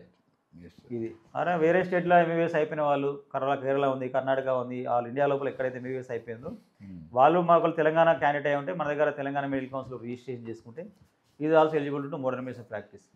తర్వాత ఇతర దేశాలు ఉంటాయి, కొన్ని రష్యా ఉంది, యుక్రెయిన్ ఉంది, FMG foreign medical graduates. So వాళ్ళు కూడా అక్కడ ఎంబీబీఎస్ అయిపోయిన తర్వాత వాళ్ళకి ఎఫ్ఎంజీ ఎగ్జామ్ ఉంటుంది ఒకటి. సో ఇప్పుడు గతంలో సపరేట్గా ఈ డీజీహెచ్ఎస్ వాళ్ళు ఎగ్జామ్ కండక్ట్ చేసేవాళ్ళు, ఇప్పుడు నీట్ డిఎన్ బోర్డ్ ఎగ్జామ్ కండక్ట్ చేస్తున్న వాళ్ళకు. సో ఆ ఎగ్జామ్ క్లియర్ అయిన వాళ్ళు కూడా మన దగ్గర అది కూడా తెలంగాణ మెడికల్ కౌన్సిల్ పోస్టింగ్ ఇస్తుంది ఎఫ్ఎంజీ పిల్లలకు కూడా. సో మనం ఇప్పటికీ ఎఫ్ఎంజీ పిల్లలకి ఎవ్రీ ఇయర్ దాదాపు గైడ్లైన్స్ అనేవి ఎంత బాగా మనం మంచిగా ఫాలో అవుతున్నామంటే national medical commission guidelines. So వేరే స్టేట్ అన్ని రాష్ట్రాల లోపల కూడా కర్ణాటక కావచ్చు, తర్వాత ఏపీలో అయితే ఎడ్యుకేషన్ చేస్తారు పిల్లలు నాకు పోస్టింగ్ ఏమని చెప్పేసి. కానీ మన దగ్గర ఎఫ్ఎంజీ కమిటీ ఫామ్ చేసుకొని మన చైర్మన్ గారు మహేష్ గారు కావచ్చు, ఎఫ్ఎంజీ కమిటీ చైర్మన్, నేను కమిటీలో ఉండి పూర్తి స్థాయిలో ఆల్ ఎన్ఎంసీ గైడ్లైన్స్ ఫ్రేమ్ చేసి దాని ప్రకారంగా మనం అద్భుతంగా పోస్టింగ్ ఇస్తున్నాం. అంటే కొంతమంది మెయిన్గా వాళ్ళకి ప్రాబ్లం ఎక్కడ వచ్చిందంటే ఎఫ్ఎంజీ పిల్లలకు ఈ యుక్రెయిన్ వార్ కూడా వచ్చింది పాపం పిల్లలకు. యుక్రెయిన్ వార్ ఒకటి దానివల్ల డిస్టర్బ్ అయ్యారు. తర్వాత కోవిడ్-19 టైంలో ఏం చేశారంటే వాళ్ళు కొంతమంది ఇక్కడికి వచ్చి ఆన్లైన్ కోర్స్ చేశారు. మళ్ళీ కొంతమంది ఆ కోర్స్ చేసేసి అక్కడ ఆఫ్లైన్లో ఎగ్జామ్స్ రాయలేదు, కొంతమంది ఇక్కడ ఉండే ఎగ్జామ్స్ రాశారు. సో అట్లాంటి వాళ్ళకి మనము 2 years ఎక్స్ట్రా పోస్టింగ్ ఇస్తున్నాం. లేదు మన దగ్గర ఆల్రెడీ అక్కడ వెళ్ళి మళ్ళీ అక్కడ ఎగ్జామ్ రాసిన వాళ్ళకి 1 year ఇస్తున్నాం. అంటే ఎవ్రీ డాక్టర్ అప్పుడు 2021 తర్వాత గైడ్లైన్స్ ఏంటంటే కంపల్సరీ ఎఫ్ఎంజీ అయిపోయిన వాళ్ళు 1 year కంపల్సరీ రొటేటరీ ఇంటర్న్షిప్ ఉంటుంది. తెలంగాణలో 1 year ఇంటర్న్షిప్ అయిపోయిన తర్వాత మాత్రమే వాళ్ళకి మెడికల్ కౌన్సిల్ రిజిస్ట్రేషన్ చేసి ప్రాక్టీస్ చేయాలి రూల్ ఉంది కాబట్టి కంపల్సరీ మా దగ్గర 1 year ఇంటర్న్షిప్ చేయాలి. 21 తర్వాత ఎంబీబీఎస్ అయిపోయిన వాళ్ళు వేరే కంట్రీ లోపల. అంతమంది అయిపోయిన వాళ్ళు డైరెక్ట్ రిజిస్ట్రేషన్ చేయాలి. కొన్ని స్టేట్స్కి ఉంది, కొన్ని కంట్రీస్కి ఉంది, అది రష్యా కానీ చైనా కానీ కొన్ని జార్జియా లాంటి కంట్రీలో అయిపోయిన వాళ్ళు డైరెక్ట్ రిజిస్ట్రేషన్ చేయొచ్చు. బట్ 21 తర్వాత ఏంటంటే కంపల్సరీ రొటేటరీ ఇంటర్న్షిప్ అయిపోయిన తర్వాత మాత్రమే తెలంగాణలో 1 year అయిపోయిన తర్వాత మాత్రమే రిజిస్ట్రేషన్ చేయాలని రూల్ ఉంది కాబట్టి దాని ప్రకారం మనం చాలా బాగా ఎఫ్ఎంజీ కమిటీ ఉంది, మంచి కోచింగ్ ఇస్తుంది. మా దగ్గర ఏ ఒక్క ఎఫ్ఎంజీ స్టూడెంట్ కూడా ఇక్కడ ఉద్యమం చేసి మెడికల్ కౌన్సిల్ ముందు ఉద్యమం చేసిన పిల్లలు ఎవరు లేరు. చాలా ట్రాన్స్పరెంట్గా అసలు ఇంకా మాకు తెలంగాణ పోస్టింగ్ ఏమని చెప్పేసి ఏపీ వాళ్ళు రీసెంట్గా మేము 525 మెంబర్స్కి మనం పోస్టింగ్ ఇచ్చాం తెలంగాణలో. అంటే మాకు డిఎంఈ గారు వేకెన్సీ లిస్ట్ మనకు పంపిస్తారు, డిఎంఈ గారు ఇచ్చిన లిస్ట్ ప్రకారంగానే మనం పోస్టింగ్ ఇవ్వడం జరుగుతుంది. సో ఏపీ నుంచి పిల్లలు వచ్చి మాకు పోస్టింగ్ ఇవ్వండి అని చెప్పేసి పిల్లలు మా దగ్గర ఎక్కువ డిమాండ్ వచ్చి అడుగుతున్నారు. ఎందుకంటే మరి వాళ్ళకి అక్కడ ఇబ్బంది అవుతుందో మాకైతే తెలియదు, కానీ మనకి అంతా స్ట్రీమ్లైన్గా ట్రాన్స్పరెంట్ వేలో ఆల్ ఎన్ఎంసీ గైడ్లైన్స్ ప్రకారం అద్భుతంగా ఎవ్రీ 6 months ఒకసారి ప్రోగ్రామ్ ఉంటుంది. అంటే వాళ్ళు ఏప్రిల్ ఎగ్జామ్ ఉంటుంది, వచ్చి డిసెంబర్ సెషన్ జూలై సెషన్ ఒకటి మనం పోస్టింగ్ ఇస్తాం, మళ్ళీ డిసెంబర్ సెషన్లో కూడా మళ్ళీ వస్తారు. ఇయర్లీ 2 times పోస్టింగ్ ఇస్తున్నాం. అంటే ఈ ఎఫ్ఎంఈ గైడ్లైన్స్ కూడా చాలా క్లియర్ కట్గా మనం ఫ్రేమ్ చేసి ఇక్కడ ఎలాంటి ఇబ్బంది జరగకుండా పిల్లలకు మంచిగా ట్రాన్స్పరెంట్ వేలో మనం పోస్టింగ్ కూడా జరుగుతుంది. సార్ కమింగ్ టు ఇప్పుడు మెడికల్ కాలేజెస్ అన్నారు, నంబర్ ఆఫ్ మెడికల్ కాలేజెస్ పెరిగిపోతున్నాయి అని. సార్ ఒకసారి స్టాటిస్టిక్స్ కరెంట్లీ మన తెలంగాణలో ఎన్ని గవర్నమెంట్ ఉన్నాయి సార్, ఎన్ని private medical colleges? So government మనకి ఏంటంటే మొత్తం టోటల్ 65 మెడికల్ కాలేజెస్ ఉన్నాయి. 65 లోపల 29 private medical colleges, 36 government. So 36లో ఏంటంటే 2 ఒకటి ఏఎమ్స్, ఒకటి ఏఎస్ఎం మెడికల్ కాలేజ్, అది పోతే 34 government medical colleges. Number of MBBS more than 9,200 change MBBS doctors ఉన్నారు. సో వీళ్ళందరూ బయటకు వస్తున్నారు ఇప్పుడు. అంటే ఇప్పుడు వాళ్ళు కొంతమంది కొన్ని కాలేజీలో ఫస్ట్ ఇయర్ సెకండ్ ఇయర్ నడుస్తుంది. ఇప్పుడు సిరిసిల్ల ఉంది, అది అక్కడ 2 years ఉన్నట్టున్నారు. ఆసిఫాబాద్ మొన్ననే స్టార్ట్ అయింది కొత్తగా. ఇప్పుడు మీకు కుత్బుల్లాపూర్ కానీ ఇక్కడ కొడంగల్ కావచ్చు, ఇప్పుడు ఫస్ట్ ఇయర్ స్టార్ట్ అవుతుంది. సో అట్లా మనకు మోర్ దాన్ 9,200 అట్లా ఎంబీబీఎస్ సీట్స్ అనేవి ఉన్నాయి. పీజీ సీట్స్ 2,900 పీజీ సీట్స్ ఉన్నాయి మనకి ఎండిఎంఎస్. సో సూపర్ స్పెషాలిటీ మనకు నిమ్స్, ఉస్మానియా, గాంధీ, తర్వాత కొన్ని ప్రైవేట్ కాలేజీలు కూడా సూపర్ స్పెషాలిటీ సీట్స్ ఉన్నాయి. సో ఇది మన స్టాటిస్టిక్స్. యాక్చువల్గా ఏంటంటే గత ప్రభుత్వం కూడా మెడికల్ బాగా పెంచడమే కాదు, మెయిన్ క్వాంటిటీ బాగా పెరిగింది. But quality of medical education చాలా ఇంపార్టెంట్. సో మీ క్వాలిటీ ఎట్లా వస్తుంది, మీకు నెంబర్ ఆఫ్ అసిస్టెంట్ ప్రొఫెసర్ సంఖ్య పెంచుకోవడము. అసిస్టెంట్ ప్రొఫెసర్ మనకు పూర్తి స్థాయిలో ఉండాలి కదా. ఒక 100 సీట్లు ఉండేందంటే అక్కడ కంపల్సరీ ఒక ప్రొఫెసర్ ఉండాలి, ఒక అసోసియేట్ ప్రొఫెసర్ ఉండాలి, 2 అసిస్టెంట్ ప్రొఫెసర్స్ ఉండాలి, సీనియర్ రైజర్స్ 4 ఉండాలి. ఇదంతా ఒక 100 సీట్లకు సంబంధించిన యూనిట్ అంటాం ఇది. తర్వాత బెడ్ స్ట్రెంత్ కూడా ఏంటంటే గతంలో ఉన్న ఎంసీఆర్ రూల్స్ కంటే ఎన్ఎంసీ కొంచెం కుదించింది. ఇప్పుడు 220 బెడ్స్ ఉంటే మెడికల్ కాలేజ్ స్టార్ట్ చేయొచ్చు 220 బెడ్స్కి. తర్వాత మన ఫ్యాకల్టీ ఇప్పుడు ఎగ్జిస్టింగ్ ఏదైతే మెడికల్ కాలేజెస్ ఉన్నాయో ఫ్యాకల్టీ కొరత బాగా తీవ్ర స్థాయిలో ఉన్నది. పూర్తి స్థాయిలో మనకు మ్యాన్ పవర్ డాక్టర్స్ అనేది అసిస్టెంట్ ప్రొఫెసర్ సంఖ్య తక్కువ ఉన్నది. ఓకే, వాటిని మనం దాదాపు ఇప్పుడు ఏంటంటే మీకు ఇప్పుడు ఎగ్జిస్టింగ్ స్టాటిస్టిక్స్ ప్రకారం ఏంటంటే 1900 వేకెన్సీస్ ఆఫ్ అసిస్టెంట్ ప్రొఫెసర్స్ ఉన్నాయి. సో రీసెంట్గా 600కు గవర్నమెంట్ రిక్రూట్మెంట్ ఇవ్వడం జరిగింది. హానరబుల్ హెల్త్ మినిస్టర్ గారు చాలా బాగా నోటిఫై ఇచ్చారు జస్ట్ 1 month బ్యాక్. ఇంకా 1100 వేకెన్సీస్ సంబంధించి నోటిఫికేషన్ రాబోతున్నాయి. మంత్రి గారు కూడా ప్రామిస్ చేశారు చేస్తామని చెప్పేసి. సో అవి వచ్చేంత వరకు ఏంటంటే టెంపరీగా కాంట్రాక్ట్ విధానం లోపల మనకు ఈ రిక్రూట్మెంట్ అనేది ఆల్రెడీ మెడికల్ కాలేజ్ కాంట్రాక్ట్ నడుస్తుంది. కాకపోతే ఏంటంటే మెగా ఈ 39 వేకెన్సీలు వచ్చేసి అందరూ జాయిన్ అవుతుందంటే మనం మంచి వైద్య సర్వీసెస్ ప్రజలకు వస్తాయి, మంచి క్వాలిటీ ఆఫ్ మెడికల్ ఎడ్యుకేషన్ కూడా పిల్లలకు వచ్చే అవకాశం ఉంటుంది. తర్వాత మీకు మెడికల్ కాలేజ్ అంటే ఏంటంటే అక్కడ మెయిన్గా ఈ preclinical lab service, anatomy lab కావచ్చు, బయోకెమిస్ట్రీ కానీ, ఫిజియాలజీ ల్యాబ్స్ కావచ్చు, మీకు ఎనాటమీలో హిస్టాలజీ ల్యాబ్స్ కానీ, డిసెక్షన్ హాల్స్ అన్నీ పూర్తి స్థాయిలో ఉండాలి. ఓకే, లైబ్రరీస్ కానీ, ఓకే, పిల్లలకు హాస్టల్ ఫెసిలిటీస్ కావచ్చు, హాస్టల్ నుంచి వాడు హాస్టల్ పోవడానికి ట్రావెలింగ్ ఫెసిలిటీస్, బస్సెస్ కానీ, ఇవన్నీ బాగా మనం ఇంప్రూవ్ చేసుకుంటే ఏంటంటే ప్రజలకు మంచి క్వాలిటీ ఆఫ్ మెడికల్ ఎడ్యుకేషన్ ఇచ్చే అవకాశం ఉంటుంది. ఇప్పుడు కొన్ని కాలేజీ లోపల ఇవన్నీ డెఫిసిట్స్ ఉన్నాయి. మహబూబ్ మెడికల్ కాలేజ్ పిల్లలు మన ఏమంటారు విసేహం చేస్తారు. అంటే ఇవన్నీ కూడా ప్రభుత్వం మానిటర్ చేసుకొని పిల్లలకు కానీ ప్రొవైడ్ చేస్తుంది. అంటే క్వాంటిటీ కాదు, క్వాలిటీ ఆఫ్ మెడికల్ ఎడ్యుకేషన్, మంచి వైద్య విద్య అభ్యసించినటువంటి వైద్య విద్యాలు వచ్చేసి ప్రజలకే వైద్యం అందిస్తారు కాబట్టి సో మంచి క్వాలిటీస్ ఏంటంటే మంచి డాక్టర్లు వచ్చి ప్రజలకు వైద్యం అందించే అవకాశం ఉంది. దానిపైన ఎక్కువ కొంచెం ఫోకస్ చేయాల్సిన అవసరం ఉంది. నాట్ ఓన్లీ క్వాంటిటీ కాదు, క్వాలిటీ కూడా పెంచుకోవాల్సిన అవసరం డెఫినెట్గా ఉంటుంది. సార్ అంటే ఒక డాక్టర్స్ వాళ్ళకు ఒకటి క్వశ్చన్ ఉంది ఏంటి అంటే లైక్ ఇన్ని మెడికల్ కాలేజెస్ పెరుగుతున్నాయి, ఇంతమంది డాక్టర్స్ ఎంబీబీఎస్ బయటకు వస్తుంది, ఫ్యూచర్లో ఈ నంబర్ ఆఫ్ డాక్టర్స్ పెరిగిపోయి ఒక ఎంబీబీఎస్ అనేది స్టాండర్డ్స్ పడిపోతుంది అని అనుకుంటున్నారు. ఈ ప్రకారం ఏంటి ఇన్ని మెడికల్ కాలేజెస్ కరెక్టేనా? అంటే రేషియో ఇప్పుడు ఎంత 1:600 700 ప్లస్ మన దగ్గర ఇప్పుడు తెలంగాణలో. ఇప్పుడు యాక్చువల్గా గతంలో 1:1000 1:12 ఉండేది డాక్టర్ పేషెంట్ రేషియో. 1:600 700 నడుస్తుంది ఇప్పుడు. సో దీనివల్ల కొంచెం ఇబ్బంది. కాకపోతే ఏంటంటే మనం ప్రైమరీ హెల్త్ కేర్ దీన్ని వాడుకోవచ్చు. ఇప్పుడు స్ట్రెంత్ అని విలేజ్కి ఒక ఎంబీబీఎస్ డాక్టర్ పోతే రేపు మా ప్రజలకే మంచి వైద్యం అందుతుంది కదా, చేసుకోవాలి. మెయిన్గా క్వాలిటీ పెంచుకోవాల్సిన అవసరం ఉన్నది. So quality of medical education strength చేసుకుని పిల్లలకు మంచి క్వాలిటీ ఉన్న డాక్టర్స్ ఉందని ప్రజలకు మంచి వైద్యం అందే అవకాశం ఉంటుంది కాబట్టి క్వాలిటీ పెంచుకోవాలి. అట్ ద సేమ్ టైం ఫ్యూచర్లో ఇప్పుడు వేరే కంట్రీలో చాలా డాక్టర్ సంఖ్య తక్కువ ఉన్నది. ఇప్పుడు మీకు నార్వే కానీ అదర్ కంట్రీస్ మనమే ప్రొడక్ట్ చేసే అవుతాం కదా తెలంగాణ. ఇప్పుడు వేరే కంట్రీ ఫర్ ఎగ్జాంపుల్ మీకు మన తెలంగాణలో 10,000 మంది బయటకు వస్తుంటారు. మీకు వేరే కంట్రీలో ఇంతమంది డాక్టర్స్ లేకపోవచ్చు. సో ఆ ఇతర దేశాలకు మన పిల్లలకు పోయే అవకాశం ఉంటుంది. సో ఇట్లా కూడా మనకు అక్కడ వాళ్ళకు మన డాక్టర్లకు ఏంటంటే ఎంప్లాయ్మెంట్ దొరుకుతుంది, ప్లస్ అక్కడ ప్రజలకు కూడా మంచి వైద్యం అందించే అవకాశం ఉంటుంది. సో అట్లా కూడా మనం ఫ్యూచర్లో ప్లాన్ చేయొచ్చు. తర్వాత ఎక్కడైతే మనం ప్రైమరీ సెంటర్లను డాక్టర్లు పోతలేని అపవాది అయితే డాక్టర్ల పైన వేస్తుండ్రో గవర్నమెంట్ వారిని స్ట్రెంథెన్ చేసి ప్రైమరీ సెంటర్ స్ట్రెంథెన్ చేసేసి ప్రైమరీ హెల్త్ కేర్ స్ట్రెంథెన్ చేసి అక్కడికే వాళ్ళ ఉద్యోగ అవకాశాలు కల్పించేసి శాలరీ హైక్ చేసి మన పిల్లలు అక్కడ వైద్యం చేసే అవకాశం ఉంటుంది, పిల్లలకు మంచి వైద్యం అందుతుంది. సార్ ఇప్పుడు కొన్ని చూస్తున్నాము లైక్ డాక్టర్స్ మీద అటాక్స్, పేషెంట్ తరపున బంధువులు కానీ వచ్చి హాస్పిటల్ సామాన్ ఇన్ఫ్రాస్ట్రక్చర్ డ్యామేజ్ చేయడం లాంటివి ఉన్నాయి.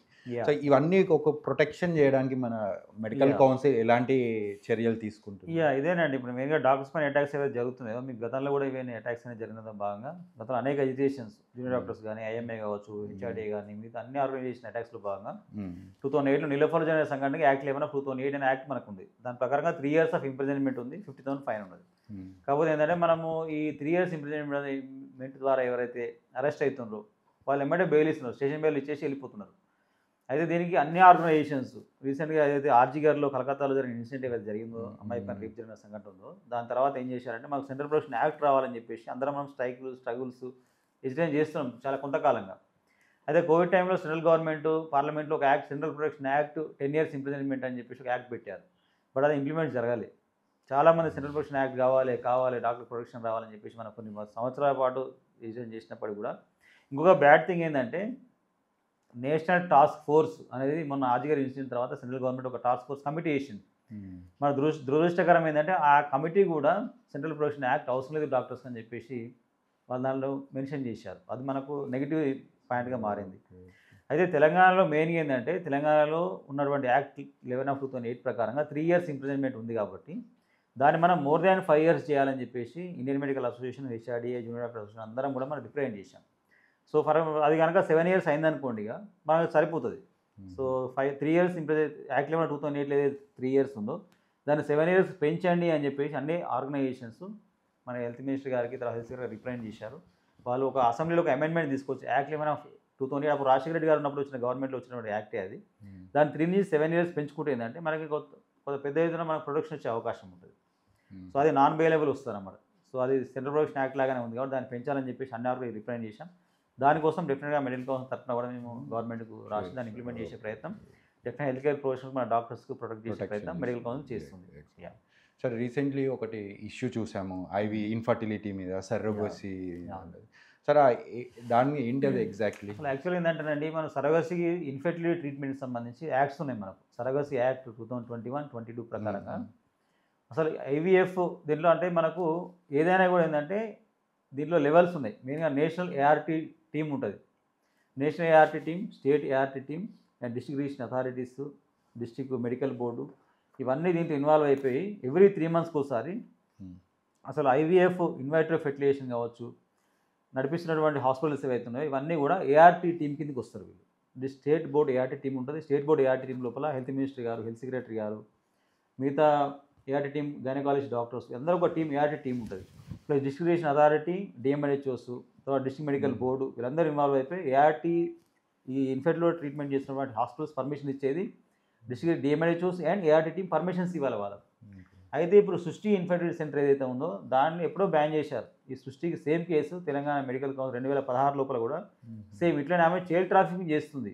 ఆమె ఏం చేస్తుంది, ఆమె యాక్చువల్ ప్రొసీజర్ ఏం చేయాలి, మనం కపుల్స్ లాస్ట్ 5 years నుంచి వాళ్ళకి ప్రెగ్నెన్సీ అవుతలేదని చెప్పేసి వాడు ఐవీఎఫ్ చేసినా కూడా ఐయుఐ చేసినా కూడా న్యాచురల్గా కూడా వాళ్ళు ప్రెగ్నెన్సీ అవుతలేదని అనేక సందర్భాల వల్ల 5 years పాటు వాళ్ళు ట్రై చేసి మాకు అవుతలేదని చెప్పేసి డిస్ట్రిక్ట్ ఏఆర్టీ టీం దగ్గర వాళ్ళు పర్మిషన్ తీసుకోవాలి, మెడికల్ బోర్డు దగ్గర పర్మిషన్ తీసుకోవాలి, కోర్టు నుంచి పర్మిషన్ తీసుకున్న తర్వాత ఎవరైతే సరగసి చేయించుకున్న కపుల్స్ ఆ సరగసికి ఉన్న మహిళ ఎవరైతే ఆ మదర్ ఎవరైతే ఉన్నారో అంటే వీళ్ళ దగ్గర నుంచి గ్యామెట్స్ మనం ఓవం కానీ స్పర్మ్ కలెక్ట్ చేసుకొని ఆ సరగసి మదర్ ఎవరైతే ఆమె ప్రెగ్నెన్సీని భరిస్తుందో ఆమె ప్లస్ వాళ్ళ భర్త వీళ్ళందరి దగ్గర కన్సెంట్ తీసుకొని informed consent forms, case records అన్నీ కూడా మనం మెయింటైన్ చేయాలి. చేసుకున్న ఒక ప్రొసీజర్ ప్రకారం మనం పోవాల్సిన అవసరం ఉంటుంది. కానీ సృష్టి ఐవీఎఫ్ చేసింది ఏంది, చైల్డ్ ట్రాఫికింగ్. 2016లో కూడా same case US based couples ఇట్లనే అప్రోచ్ అయ్యారు సృష్టి ఇన్ఫెర్టిలిటీకి. ఆమె అందరినీ ఫాల్స్ ప్రామిస్ నమ్మబలికి ఇచ్చేసి మీకు నిజంగానే చేపిస్తామని చెప్పి వాళ్ళ దగ్గర కలెక్ట్ చేస్తున్నాను. ఓమోస్పర్మ్ కలెక్ట్ చేస్తుంది, వేరే వాళ్ళ దగ్గర మదర్కు సరగతి చేస్తే ఎవరైతే వాళ్ళ మహిళ దగ్గర చేస్తామని చెప్పి వాళ్ళని నమ్మిస్తుంది. కానీ అది చేయదు. ఆమె చేయకుండా చేస్తుంది 9 months ఎక్కడో వైజాగ్లో ఎక్కడో హాస్పిటల్లో మేము చేస్తున్నామని చెప్పేసి నమ్మించేసి లాస్ట్కు ఇదంతా పెద్ద మాఫియా. ఈమె కొంతమంది ఏజెంట్స్ పెట్టుకుంది, ఒక 13 మంది ఏజెంట్స్ ఉన్నారు. ఆ ఏజెంట్స్ దగ్గర నుంచి ఏదో పేద మహిళలు ఎవరైతే ఉంటారో పేదవాళ్ళ దంపతుల దగ్గర నుంచి ఆ బిడ్డను సేమ్ అప్పుడే పుట్టిన బిడ్డను వాళ్ళు కలెక్ట్ చేస్తారు. ఎవరైతే సరగసి కోసం అప్రోచ్ అయినటువంటి హాస్పిటల్ అప్రోచ్ అయిన వాళ్ళకు ఆ బేబీని వీళ్ళకి అప్పచెప్తారు. So this is a mafia. Child ట్రాఫిక్కి సంబంధించి ఆల్రెడీ 2016 లోపలనే అప్పుడున్న మెడికల్ కౌన్సిల్ ఈ కేసు వచ్చింది. అప్పుడున్నటువంటి చైర్మన్ గారు 2016 లోపల ఎథిక్స్ కమిటీ చైర్మన్ ఏం చేశారంటే ఆమెను 5 years సస్పెండ్ చేశారు. తెలంగాణ మెడికల్ కౌన్సిల్ 2016లో సస్పెండ్ చేసి 2021 దాకా సస్పెన్షన్లో ఉండాలి. మళ్ళీ ఆమె కోర్టుకు స్టే అయిపోయింది.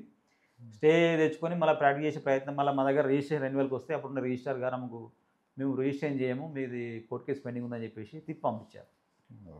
అయితే అక్కడ సరగసి చేస్తున్నటువంటి సరగసి అనే ముసుగు లోపల చైల్డ్ ట్రాఫికింగ్ చేసి పేదవాళ్ళ నుంచి కొనుగోలు చేసి ఇదంతా ఒక పెద్ద మాఫియా మార్కెటింగ్ లాగా అయిపోయింది అన్నమాట. సో దానిపైన ఆమెను అరెస్ట్ చేశారు. సో దానికి సంబంధించి కూడా తెలంగాణ మెడికల్ కౌన్సిల్ మేము ఆల్రెడీ దానికి ఆమెకు నోటీస్ పంపించాం సృష్టి హాస్పిటల్కు, డాక్టర్స్ అందరు కూడా. వాళ్ళు ఇప్పుడు జైల్లో ఉన్నారు కాబట్టి మనకి ఇక రిప్లై రాలేదు. ఒకసారి వాళ్ళు వచ్చిన తర్వాత మనం వాళ్ళపైన కూడా మళ్ళీ ఎథిక్స్ అండ్ మాల్ప్రాక్టీస్ కమిటీ వాళ్ళపైన యాక్షన్ తీసుకుంటుంది. సరే, ఇలాగే రీసెంట్లీ కొన్ని న్యూస్ చూసినాం. మెడికల్ కాలేజెస్లో మెడికోస్ అంటే ఎంబీబీఎస్ చదువుతున్న వాళ్ళు కానీ ఈ డ్రగ్స్ తీసుకోవడం కానీ మెడికల్ కాలేజెస్లో ఎక్కువ అయిపోయినాయి. అంటే ఇంత అవైలబిలిటీ ఎందుకు ఎక్కువ అవుతున్నాయి అని డ్రగ్స్ అనేది లెవెల్లో కూడా అది వెళ్ళిపోయింది. అది ఏంటంటే ఇది డ్రగ్స్ టీము పోలీసు వాళ్ళు చాలా స్ట్రిక్ట్గా దాన్ని ఇంప్లిమెంట్ చేయాల్సిన అవసరం ఉన్నది. సో ఇప్పుడు ఏంటంటే డెఫినెట్గా ఈ డ్రగ్స్ సంబంధించి కావచ్చు, ర్యాగింగ్ సంబంధించి కానీ, ఇంకా ఆల్కహాల్ ఇష్యూస్ కానీ, స్మోకింగ్ ఇలాంటి ఎలాంటి దురలవాట్లు ఏవైతున్నాయో డెఫినెట్గా తెలంగాణ మెడికల్ కాలేజ్ సంబంధించిన డిఎంఈ గారు కావచ్చు, మెడికల్ ఉన్నటువంటి ప్రిన్సిపల్స్ కొంత కమిటీలు వేసి ఆ హాస్టల్స్ మానిటరింగ్ చేసుకోవడానికి ఒక టాస్క్ ఫోర్స్ టీం ఏర్పాటు చేసి ఎప్పటికప్పుడు పిల్లల యొక్క ఆ పరివర్తన ఎట్లా ఉంది, వాళ్ళు ఏం చేస్తున్నారు, ఇలాంటి ఇల్లీగల్ యాక్టివిటీస్ ఏమైనా జరుగుతున్నాయా, ఎక్కడి నుంచి ఈ డ్రగ్స్ అనేవి వస్తున్నాయి. మన దగ్గర గవర్నమెంట్ కాలేజ్ లోపల ఈ డ్రగ్స్ అనేటువంటిది తీసుకోవడం కానీ ఇట్లాంటి తక్కువ ప్రైవేట్ కాలేజ్ రీసెంట్గా మన ఈ ఏరియా లోపల అంటే ఇటువైపు కొంత ఇటువైపు మనకు దొరికినాయి. కానీ గవర్నమెంట్ కాలేజీలో అసలు డ్రగ్స్ అనేటువంటిది లేదు. డెఫినెట్గా ఏంటంటే డిఎంఈ గారు కావచ్చు, మెడికల్ కాలేజెస్ కానీ, ప్రిన్సిపల్స్ టాస్క్ ఫోర్స్ కమిటీ ఏర్పాటు చేసుకున్న వాళ్ళ హాస్టల్స్లో కూడా ఫెసిలిటీస్ ఎట్లా ఉన్నాయి, ఇలాంటి ఇల్లీగల్ యాక్టివిటీస్ ఏమైనా జరుగుతున్నాయా లేదా దానిపైన కూడా పూర్తి స్థాయిలో మానిటరింగ్ చేయాల్సిన అవసరం ఉంటుంది.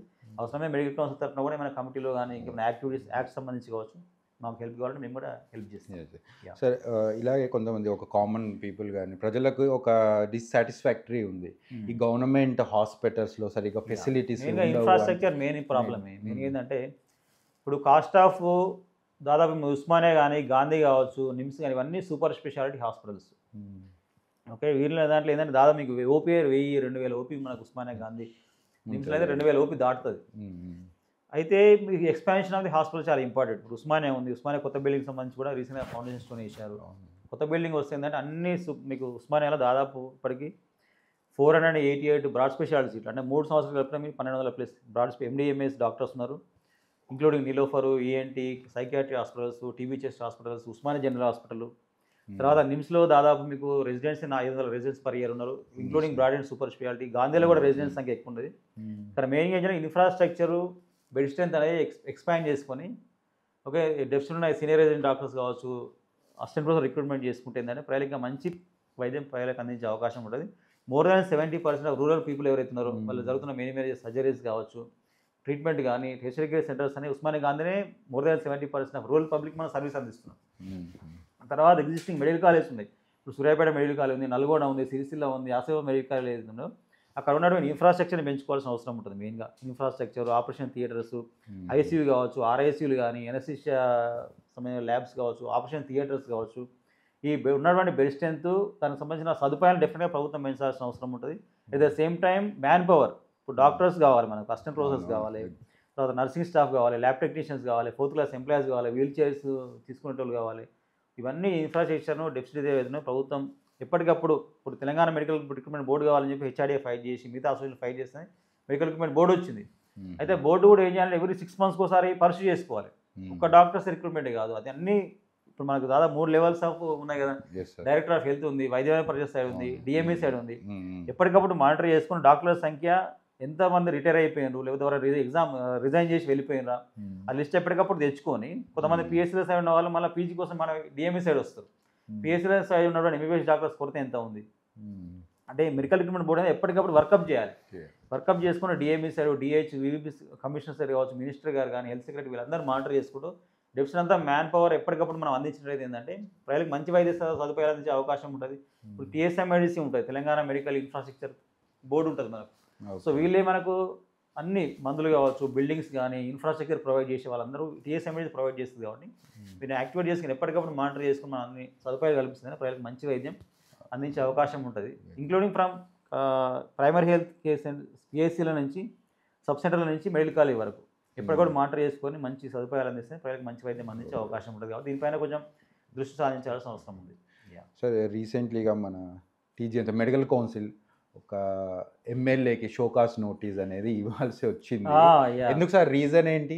అంటే ఇప్పుడు మనం ఒకటే, ఇప్పుడు మనం ఏదైతే యాంటీక్లార్ లీగల్ కమిటీస్ ఫామ్ చేసినామో ప్రతి జిల్లాకు ప్రతి మండలకు మనం ఇన్స్పెక్షన్ పోయినాం. ఇప్పుడు మన డాక్టర్స్ కానీ పబ్లిక్ వచ్చేసి మనకు ఇన్స్పెక్షన్ వస్తుంది, రమ్మని వస్తున్నారు. ఇప్పుడు మనం షాబాద్ పోయినాం, షాబాద్లో పోయి ఒక 6 FIRలు చేసినాం. ఆ షాబాద్ ఎమ్మెల్యే, ఆ లోకల్ ఎమ్మెల్యే నాకు ఫోన్ చేసిండు.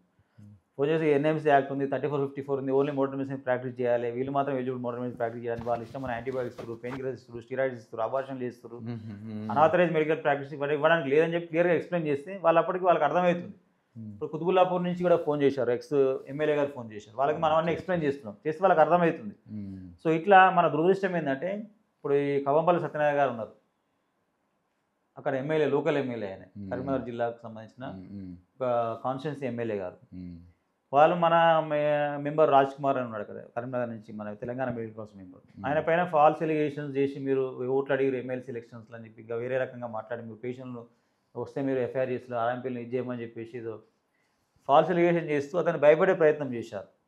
తర్వాత ఏంటంటే ఒక డాక్టర్ అయి ఉండి అనాథరైజ్ మెడికల్ ప్రాక్టీషనర్స్ ఎంకరేజ్ చేసి వాళ్ళ మీటింగ్లో అటెండ్ అయ్యి వాళ్ళని అడ్రస్ చేస్తూ మెడికల్ కౌన్సిల్ మెంబర్ పైన కించపరిచేటువంటి వ్యాఖ్యలు ఏవైతే చేశారో దాన్ని బేస్ చేసుకుని మేము Telangana medical council is doctor కాబట్టి అతను కోడ్ ఆఫ్ ఎథిక్స్ కిందకి ఇండియన్ మెడికల్ కౌన్సిల్ 2002 యాక్ట్ కింద వస్తాడు కాబట్టి యాక్ట్ ఆఫ్ వయలేషన్స్ అయినాయి కాబట్టి సో అనాథరైజ్ మెడికల్ ప్రాక్టీస్ని ఎంకరేజ్ చేసిన వాళ్ళకి నోటీస్ పంపించాం. ఇది 1 week లోపల వచ్చి ఎక్స్ప్లెనేషన్ ఇవ్వమని చెప్పాం. సో దానిపైన డెఫినెట్గా కోడ్ ఆఫ్ ఎథిక్స్ వయలేషన్ ఉంది కాబట్టి ethics and malpractice committee పూర్తిస్థాయిలో యాక్షన్ తీసుకుంటుంది. ఇప్పుడు ఆయన క్వాక్స్టెక్ ఎంప్లాయ్మెంట్ అడుగుతున్నాడు.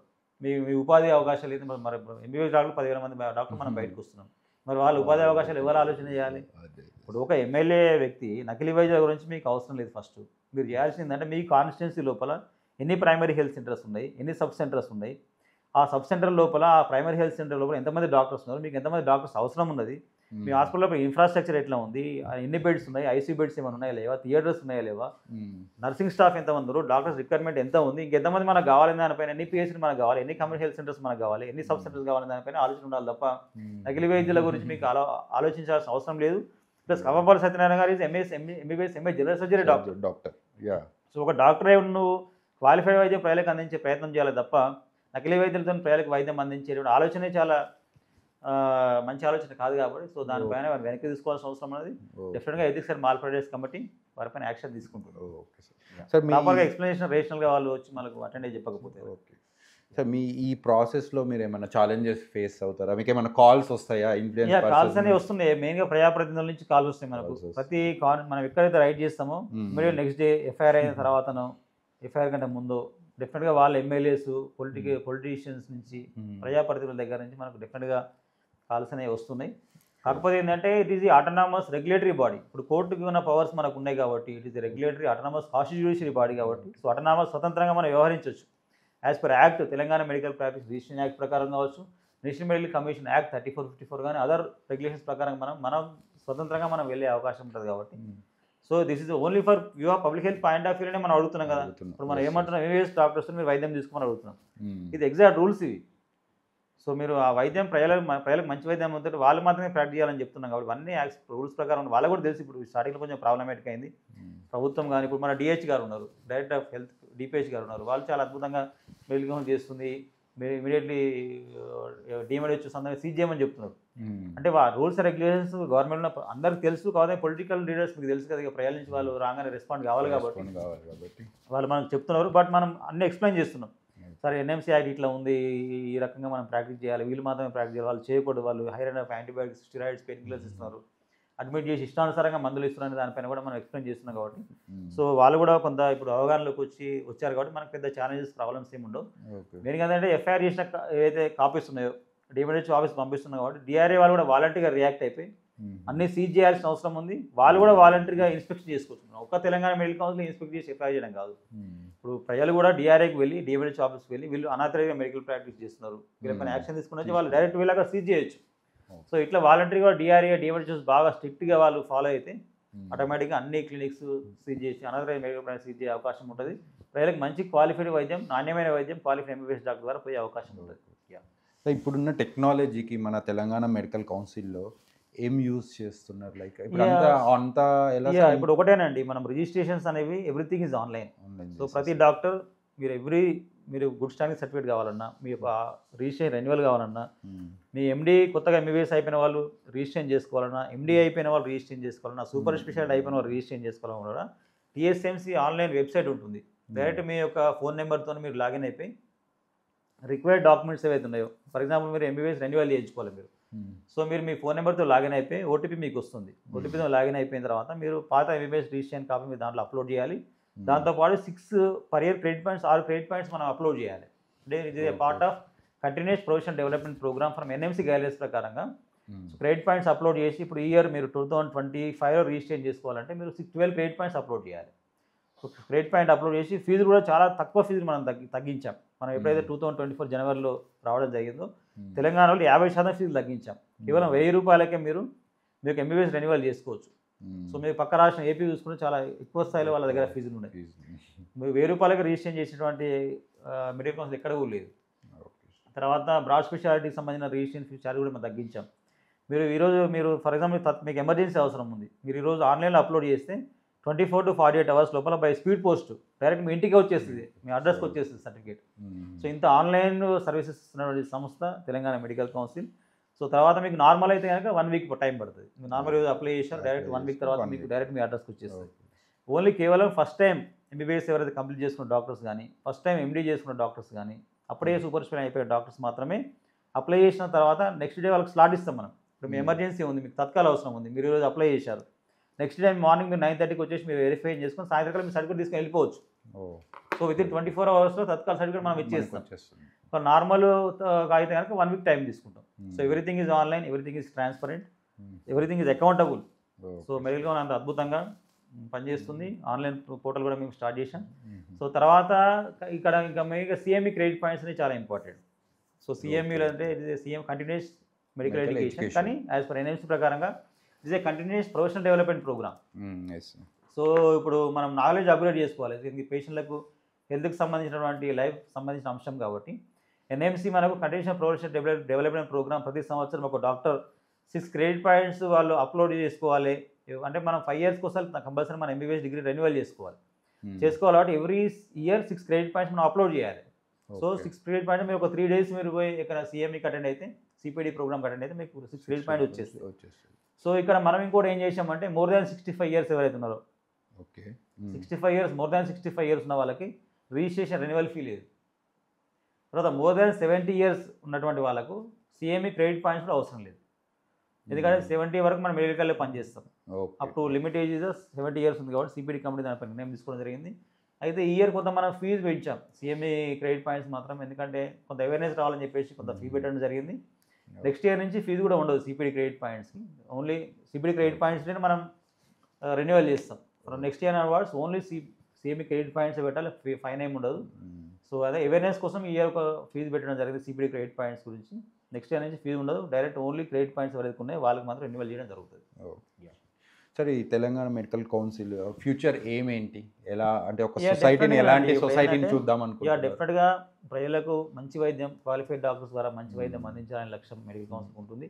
తర్వాత ఎథికల్ ప్రాక్టీస్ గైడ్లైన్స్ కూడా, ఎథికల్ మాల్ ప్రాక్టీస్ కమిటీ కూడా ఏంటంటే ఈ క్వాలిఫైడ్ డాక్టర్స్ కూడా ఎవరైతే మిస్టేక్స్ చేస్తారో, అనాథరైజ్ వాళ్ళకు పరిధి దాటి ఎవరైతే మెడికల్ ప్రాక్టీస్ చేస్తున్నారో, సో వాళ్ళపైన కూడా మెడికల్ కౌన్సిల్ సీరియస్గా ఉంది కాబట్టి క్వాలిఫైడ్ మెడికల్ ప్రాక్టీషనర్స్ కూడా వాళ్ళ యొక్క సిలబస్ ప్రకారంగా ఇప్పుడు దాని ప్రకారంగా వాళ్ళు చేయాల్సిన అవసరం ఉంటుంది. ఎంబీబీఎస్ డాక్టర్ చేసి నేను సూపర్ స్పెషాలిటీ ట్రీట్మెంట్ చేస్తాను, న్యూరోసర్జరీ ప్రాక్టీస్ చేస్తా, కార్డియాలజీ ప్రాక్టీస్ చేస్తా, ఒక ఎనస్థీషియా డాక్టర్ పోయి డైరెక్ట్ నేను ఈసీయూలు 2D చేసి, ఓకే 2D చేసి ఒక యాంజియోగ్రామ్ కూడా చేసిన ఎనస్థీషియా డాక్టర్.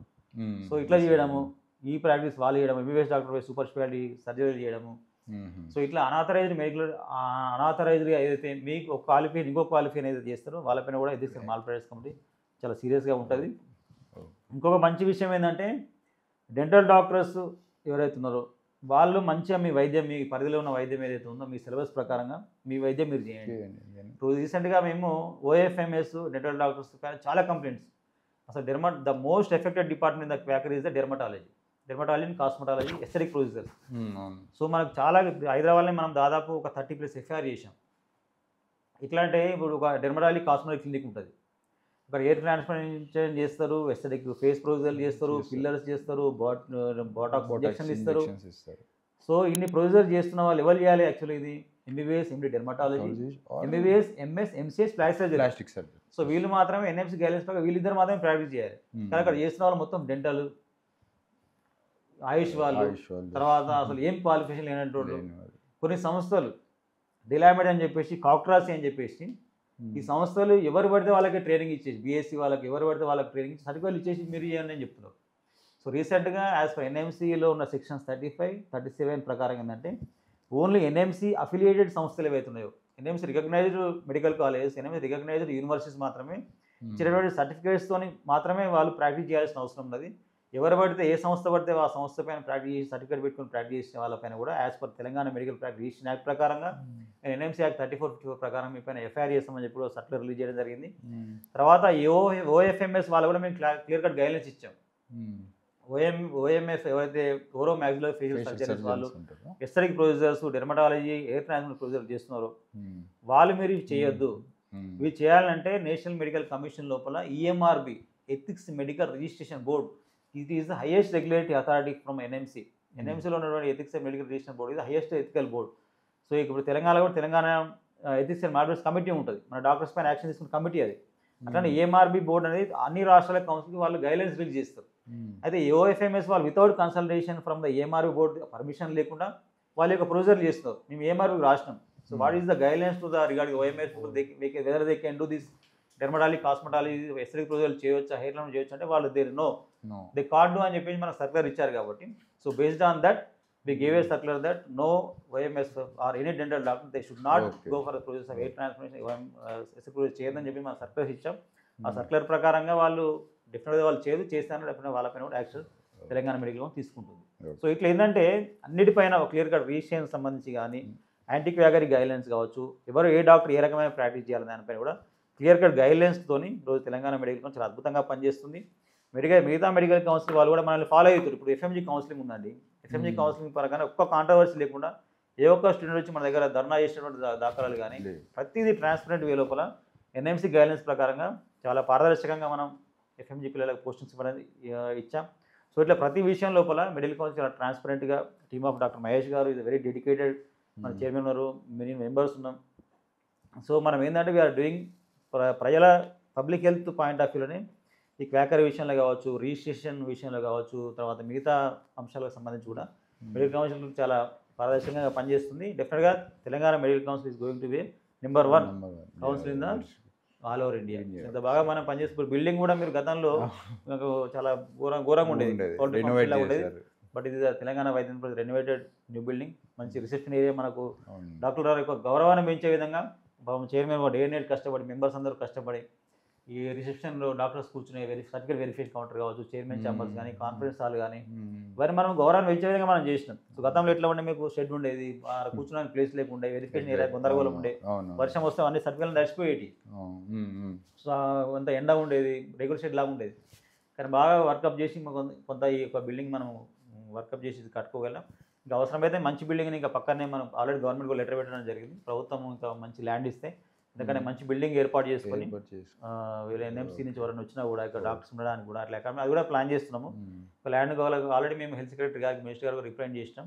వాళ్ళు మాకు ల్యాండ్ పక్కనే అలాట్ చేసి ఇంకా మంచి బిల్డింగ్ కట్టుకొని ఇంకా మంచి యాక్టివిటీ చేయడానికి కూడా సిద్ధం. ఎందుకంటే మేము నెంబర్ ఆఫ్ కాలేజ్ ఇప్పుడు పెరిగిపోయింది. ఇప్పుడు మనకు ఇప్పుడు ఇంకొక మీకు 3-4 ఇయర్స్ అయితే ఈ 65 మెడికల్ కాలేజ్ దాదాపు 10,000 మంది డాక్టర్ మనం బయటకు వస్తారు, వర్క్ మనం పెరుగుతుంది. సో దాన్ని అకామిడేట్ చేయాలని కొంత స్పేస్ అనేది ఎక్కువ అవసరం అవుతుంది. ఈ స్పేస్ మనకు సరిపోతుంది. సో దీనిపైన కూడా మనం వర్కప్ చేస్తున్నాం. సో ప్రజలకు మయంగా డాక్టర్లకు మంచి సర్వీస్, రిజిస్ట్రేషన్ టైం అయిపోవాలి, యాంటీక్వేకర్ యాక్టివిటీ జరగాలి, ఎథిక్స్ అండ్ మాల్ప్రాక్టీస్ కమిటీ మంచి యాక్షన్ తీసుకోవాల్సిన అవసరం ఉంటుంది. మిగతా మోటార్ మెడిసిన్ ప్రాక్టీస్ పైన కూడా ఇంకేమైనా గైడ్లైన్స్ రావాలన్నా కూడా ఇవన్నీ కూడా medical council functions, FMG counselling ఇవన్నీ మనకు యాక్టివిటీస్ ఉన్నాయి. కాబట్టి ఇంకా మంచి సర్వీస్ అందించడానికి గైడ్లైన్స్, కొత్త గైడ్లైన్స్ మనం ఇవ్వడానికి డెఫినెట్గా మెడికల్ కౌన్సిల్ బాగా డెడికేటెడ్గా కమిట్మెంట్తో పనిచేస్తుంది. సార్ ఫైనల్లీగా ఒక యంగ్ డాక్టర్స్, ఇప్పుడు అప్కమింగ్ యంగ్ డాక్టర్స్ వాళ్ళకి ఒక మెడికల్ ఎథిక్స్ కానీ ప్రొఫెషనల్గా ఎలా ఉండాలి అని అంటారు ఒకసారి? డెఫినెట్గానే ఇప్పుడు మనం అన్ని కాలేజీలు ఉన్నాయి. ఇప్పుడు దాదాపు అన్ని 65 మెడికల్ కాలేజ్ లోపల హౌస్ సర్జన్స్ అనేది వస్తున్నారు. కాబట్టి హౌస్ సర్జన్స్కి ఎవ్రీ ఇయర్ మన మెంబర్స్ వెళ్ళి వాళ్ళ కోడ్ ఆఫ్ మెడికల్ ఎథిక్స్ ఏంటి, ఏ మెడికల్ ఎథిక్స్ మనం ఏ గైడ్లైన్స్ మనం ఫాలో చేయాలి, ఒక డాక్టర్ యొక్క ఫిజిషియన్ యొక్క రోల్స్ అండ్ రెస్పాన్సిబిలిటీస్ ఏంటి, తర్వాత కోడ్ ఆఫ్ ఎథిక్స్ వైలేట్ చేసి ఎలాంటి పనిష్మెంట్స్ ఉంటాయి, మన పేషెంట్స్కితో ఎట్లా మనం బిహేవ్ చేయాలి, డాక్టర్ టు డాక్టర్ రిలేషన్షిప్ ఎట్లా ఉండాలి, దానిపైన కూడా పూర్తి స్థాయిలో మనం అవగాహన కల్పిస్తున్నాం. అందరూ హౌస్ సర్జన్స్కి, ఎంబీబీఎస్ అయిపోయిన వాళ్ళకి, at the same time broad and super speciality చేస్తున్నటువంటి ఉస్మానియా, గాంధీ కానీ అందరు ఎండీ డాక్టర్లు అందరూ కూడా every year medical council member వెళ్ళి అక్కడ వెళ్ళి వాళ్ళకి టీచ్ చేసి కోడ్ ఆఫ్ ఎథిక్స్ పైన పూర్తి వాళ్ళ అవగాహన కల్పిస్తున్నాం. సో ఇది ఆల్రెడీ మన యాక్టివిటీ నడుస్తుంది. దీంతో పాటు ఏంటంటే who are the meritorious students who are passed out from all the medical college, MBBS top most పిల్లలకు మనం గోల్డ్ మెడల్స్ అవార్డ్ చేస్తున్నాం.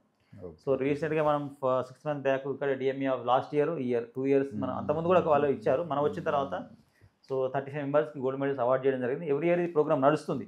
రిగార్డింగ్ కోడ్ ఆఫ్ ఎథిక్స్ సంబంధించి కూడా ప్రతి కాలేజీలో ఉన్న ప్రతి ఎంబీబీఎస్ అయిపోయినటువంటి డాక్టర్స్ అందరూ కూడా మనం ఎథిక్స్ అవేర్నెస్ క్లాసెస్ మన మెంబర్స్ వెళ్ళి తీసుకుంటున్నారు. So these are the activities are coming from medical council. Regarding any queries regarding మీ మెడిసిన్ ప్రాక్టీస్ సంబంధించి కావచ్చు, ఇంకేమైనా క్వైరీస్ కూడా మీరు లోకల్ మీ జిల్లాలో ఉన్న మెడికల్ మెంబర్స్ వెళ్ళి కలవచ్చు. లేదంటే కూడా మన డైరెక్ట్ మన యాంటీక్వాగరీ మెయిల్ ఉంది, తెలంగాణ మెడికల్ కౌన్సిల్ మెయిల్ ఉంది. ఎనీ ఉన్నా కూడా డైరెక్ట్ వచ్చి మీరు కలిస్తే మేము దానికి సంబంధించిన గైడ్లైన్స్ కానీ క్వైరీస్ అన్ని కూడా రిజాల్వ్ చేసే అవకాశం ఉంటుంది. ఫ్యాక్టరీ తెలంగాణ మనకు మెయిన్ కావాలి, నకిలీ వైద్యంతో మెయిన్గా పబ్లిక్ హెల్త్ ఇంపాక్ట్ కావద్దు. సో అది కూడా మనం పూర్తిస్థాయిలో మన ప్రయత్నం మనం చేస్తున్నాం. సో మిగతా డిస్ట్రిబ్యూషన్ అథారిటీస్ కావచ్చు, ప్రభుత్వం కానీ, డిహెచ్ గారు కానీ వీళ్ళందరం కలిసిందంటే మంచి వైద్యం ప్రజలకు అందించే అవకాశం ఉంటుంది. అందరం కలిసి ఫ్యాక్టరీ చేసుకునే అవసరం ఉంది. ఫ్యాక్టరీ ఫ్రీ తెలంగాణ అయితే ఏంటంటే ప్రజలకే మంచి వైద్యం అవుతుందిగా, దాని ప్రకారం మనం ముందుకు పోయే అవకాశం ఉంటుంది. Thank you sir. అంటే చాలా క్లియర్గా ఇన్ఫర్మేషన్ ఇచ్చారు. మనం తెలంగాణ మెడికల్ కౌన్సిల్ చేసే వర్క్స్ కానీ వాళ్ళు చేసే అంటే ఒకరు అనుకుంటారు వీళ్ళు ఒకరి తరపుననే వర్క్ చేస్తారు, ఇంకో తరపున లేదు, చేయరు లేదు. లాంటివి కాకుండా చాలా Yeah. క్లియర్గా చేశారు. యా మెయిన్లీ మనం మెయిన్ మోటో పబ్లిక్కి పబ్లిక్ హెల్త్ మంచి ఇంపాక్ట్ కావద్దు, ప్రజలకు మంచి వైద్యం వాద్యం క్వాలిఫైడ్ అందించాలి డాక్టర్స్ ద్వారా అందాలి. అందాలి మన అనేది. క్వాలిఫైడ్ డాక్టర్స్ కూడా కోడ్ ఆఫ్ ఎథిక్స్ ప్రకారం ఎథికల్ ప్రాక్టీస్ చేయాలి, మాల్ ప్రాక్టీస్ చేయొద్దు అనేది కూడా Yeah. మనది ఫంక్షన్.